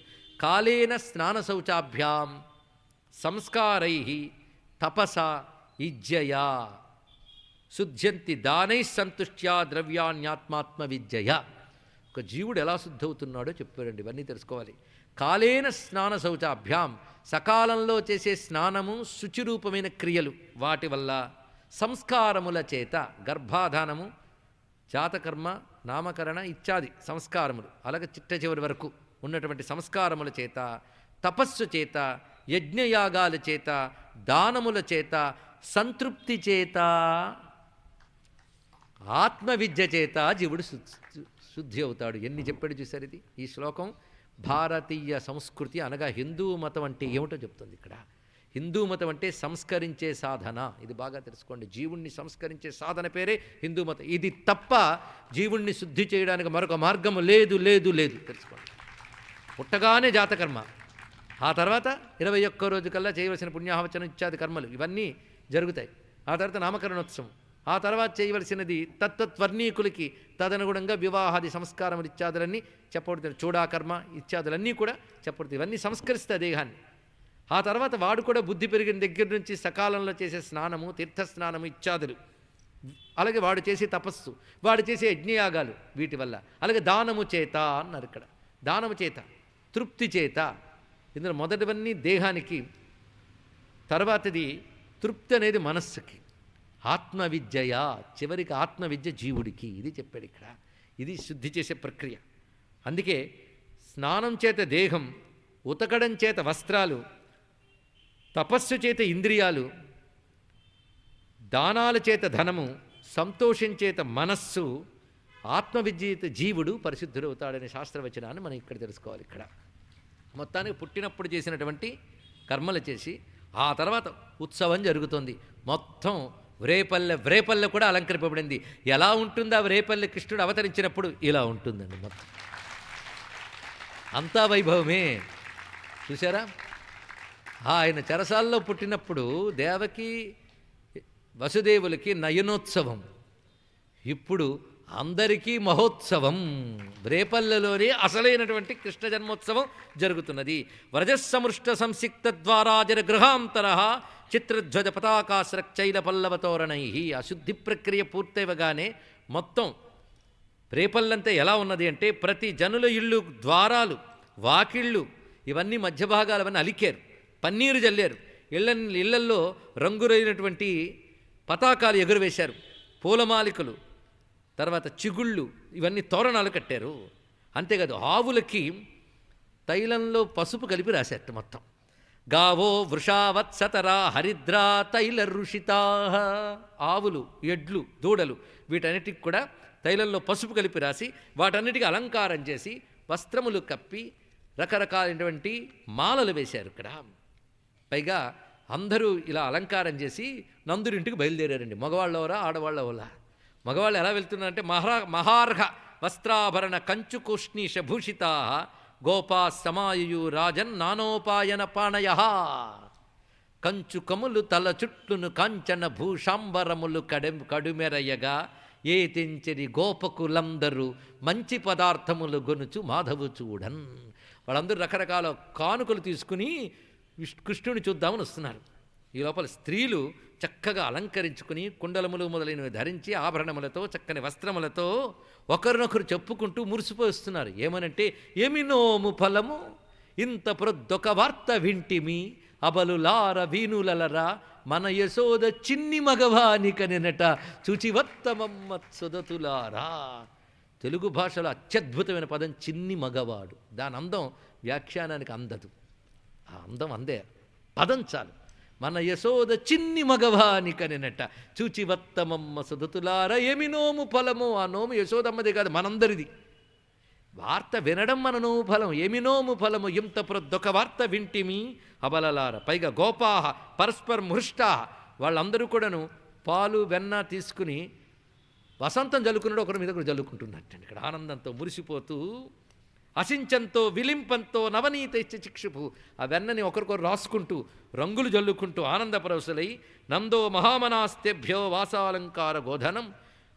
పైగా అక్కడొచ్చిన పెద్దలందరికీ కూడా వాళ్ళు సత్కారం చేసుకున్నారు ఈ ఉత్సవ సందర్భంగా. తైస్తై కామైరధీనాత్మ యథోచితమ పూజయత్. ప్రతి వారు దైన్యమనేది లేనివారై పరమోత్సాహంతో ఆనందంగా అక్కడ వేడుకలు చేసుకుంటూ ఉంటే, రోహిణీదేవి కూడా అందరూ కలిసింది. రోహిణీ పుత్రుడు కూడా వాడితో కలిసి అందరూ కలిసి ఉత్సాహంగా ఉన్నారు. ఆ రోజు నుంచి నందవ్రజంలో సంపద కొదవ లేకుండా పెరుగుతూ వచ్చినది. అత్యద్భుతమైన శ్లోకం ఇక్కడ వస్తుంది. తత ఆరభ్య నందస్య వ్రజ సర్వసమృద్ధిమాన్ హరేర్నివాసాత్మగుణై రమాక్రీడమభూనృప. రమ్యమైన శ్లోకం. తత ఆరభ్య నందస్య వ్రజ సర్వసమృద్ధిమాన్. ఆ రోజు నుంచి నందవ్రజం సర్వసమృద్ధితో ఉన్నది. ఆ సమృద్ధి ఎలాంటిది అంటే ఎందువల్ల వచ్చింది? హరేర్నివాసాత్మగుణై రమాక్రీడమభూనృప అంటే శ్రీహరి అక్కడ నివసించడం చేత, ఆయన యొక్క దివ్య కళ్యాణ గుణముల చేత విష్ణువు ఎక్కడుంటాడో లక్ష్మి అక్కడుంటుంది గనక లక్ష్మీ కళలు తేజరిల్లాయి. కనుక హరి ఉన్న చోటు సిరి ఉంటుందిగా. అత్యద్భుతమైన ఒక మాటని ఇది అందిపుచ్చుకుని అంటాడు నారాయణ భట్టాత్రి. దినే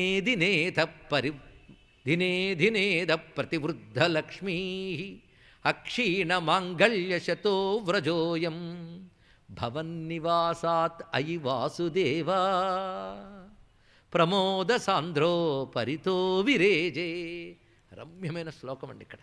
భవన్నివాసాత్ అయి వాసుదేవా, ఓ వాసుదేవా నువ్వక్కడ వసించడం చేత ఎలా ఉన్నదయ్యా నందవ్రజం అంటే, దినేద ప్రతివృద్ధ లక్ష్మీ, రోజు రోజుకి సంపద పెరుగుతున్నది. ఎన్ని రకాలుగా చెప్తున్నాడు చూడండి. సంపద బాగా పెరుగుతుంది. అయితే ఎంత సంపదలు పెరిగినా ఇంట్లో అశుభాలు జరుగుతుంటే మంచిది కాదు కదా. అందుకే రెండో వాక్యం అక్షీణ మాంగళ్యశతో వ్రజోయం. సంపదలు పెరుగుతున్నాయి, మంగళములు అలాగా ఎడతెరిపి లేకుండా కలుగుతున్నాయి. అయితే కొందరు ఉంటారు సంపదలు పెరుగుతుంటే శుభాలు జరుగుతుంటే కానీ మొహం మీద ఎప్పుడు చిరాకు ఎప్పుడు దుఃఖాలే. అలా లేదు ఎవరు కూడా. ప్రమోద సాంద్రో పరితో విరేజే. ఎంత అందమైన మాట చెప్పాడు. కనుక మొత్తం నందవ్రజం అంతా కూడా సంపదలతో వృద్ధి చెందుతోంది. ప్రతి ఇంటా మంగళములు కలుగుతున్నాయి. ప్రతివారు ప్రమోద సాంద్రులు అంటే చిక్కనైనటువంటి ఆనందానుభూతితోనే ఉన్నారు. ఎందుకంటే నందవ్రజంలో దుఃఖం అనేది లేదు, తెలుసుకోండి. అందుకే కృష్ణుడిని ఆరాధించే హైందవ మతంలో చిరాకు, భయము, ఏడుపు, పాపములు తొలగించుము అనే దేబిరింపులు ఉండవు, తెలుసుకోండి. ఇక్కడ కృష్ణుడిని ఆరాధించే హిందూ ధర్మంలో ప్రతి క్షణం ఉత్సవం, ప్రతి క్షణం ఉత్సవం, బ్రతుకంతా పండుగే, ఆనందం జీవితం, దుఃఖం కాదు. ఆనందాన్ని అనుభవించాలంటే సచ్చిదానంద స్వరూపుడైన పరమాత్మ నిత్యం స్మరించుకోవాలి. అందుకే నందవ్రజం అంతా ఆనందధామం. ఆనందం ఎంత పొంగులు వారుతోందండి. ఆనందం సంపదల రూపంలో ఉన్నది, మంగళముల రూపంలో ఉన్నది, వాళ్ళల్లో అనుభూతి రూపంలో ఉన్నది ఆనందం. ఎందుకంటే భవన్నివాసాత్ అయి వాసుదేవా, నువ్వక్కడ నివసించడం చేత. అయ్యా వాడు పసివాడుగా ఉండే దగ్గర నుంచి ఆనందమే, ప్రకటింపబడ్డమే ఆనందం. మా శంకరులు అందుకుని అంటారు కనకధార స్తోత్రంలో, నమోస్తు నందాత్మజ వల్లభాయి అంటాడు ఆయన. అక్కడ మహాలక్ష్మి అంటే నందాత్మజ వల్లభ. నందాత్ముని అంటే ఈయనే, ఆయనకి వల్లభాట. అంటే విష్ణువు ఎక్కడుంటే లక్ష్మి అక్కడ ఉంటుంది. అందుకు మొత్తం ఆనందధామమైంది. ఇంక ఉత్సవాలే ఉత్సవాలు. ఒకరోజు ఉత్సవమా? కృష్ణుడి జీవితం అంతా ఉత్సవమే చేయిస్తాడు. పుట్టినప్పుడు అంత ఉత్సవం జరిగింది. వెంటనే వీళ్ళందరూ వెళ్ళి ముందు స్త్రీల దగ్గరికి వెళ్ళి ఆ పిల్లవాడికి స్నానాలు చేసి దిష్టి చుక్క పెట్టి హరిరక్ష అన్నట్టండి. వాడికి బోరు కాడించి హరిరక్ష పొమ్మటంచు ఆ నీళ్లు దిష్టి తీసేటానికి హరిరక్ష కలుగ్గాక అని చెప్పి ఉయ్యాల్లో వేశారు కృష్ణ పరమాత్మని. జో జో కమల దలేక్షణ జో జో మృగరాజ మజ్జ జో జో కృష్ణ జో జో పల్లవకర పద జో జో పూర్ణేందు వదన జో జో యనుచున్. అలా జో కొడుతుంటే ఆయన కళ్ళు తెరవకుండా అలా నిద్రపోతున్నాడు. లోకములు నిద్రపోవును జోకెట్టడివాడు. ప్రళయకాలంలో సర్వజీవులు నిద్రపోతూ ఉంటే తాను నిద్రపోకుండా జోకెడుతున్నటువంటి వాడు ఇప్పుడు గోపకాంతలు జోకొడుతుంటే నిద్రపోతున్నాడయ్యా. అలా కళ్ళు మూసుకుని నిద్రపోతున్న పరమాత్మ వాళ్ళ చేత ఆటలాడించుకుంటూ ఉయ్యాల్లో ఊగుతున్నాడు. లాలనుచులు చేరు లలనలిరుగడలా. ఆ ఊగుతున్నటువంటి ఉయ్యాలు ఊగుతున్నటువంటి ఆ బాలకృష్ణ స్వామి గోపకాంతల జోలపాటలకు పరవశిస్తున్న స్వామికి నమస్కరించుకుంటూ ఆ స్వామి యొక్క లీలా వైభవాల్ని రేపటి నుంచి దర్శించి పరవశిద్దాం. సర్వం శ్రీకృష్ణ చరణారవిందార్పణమస్తు.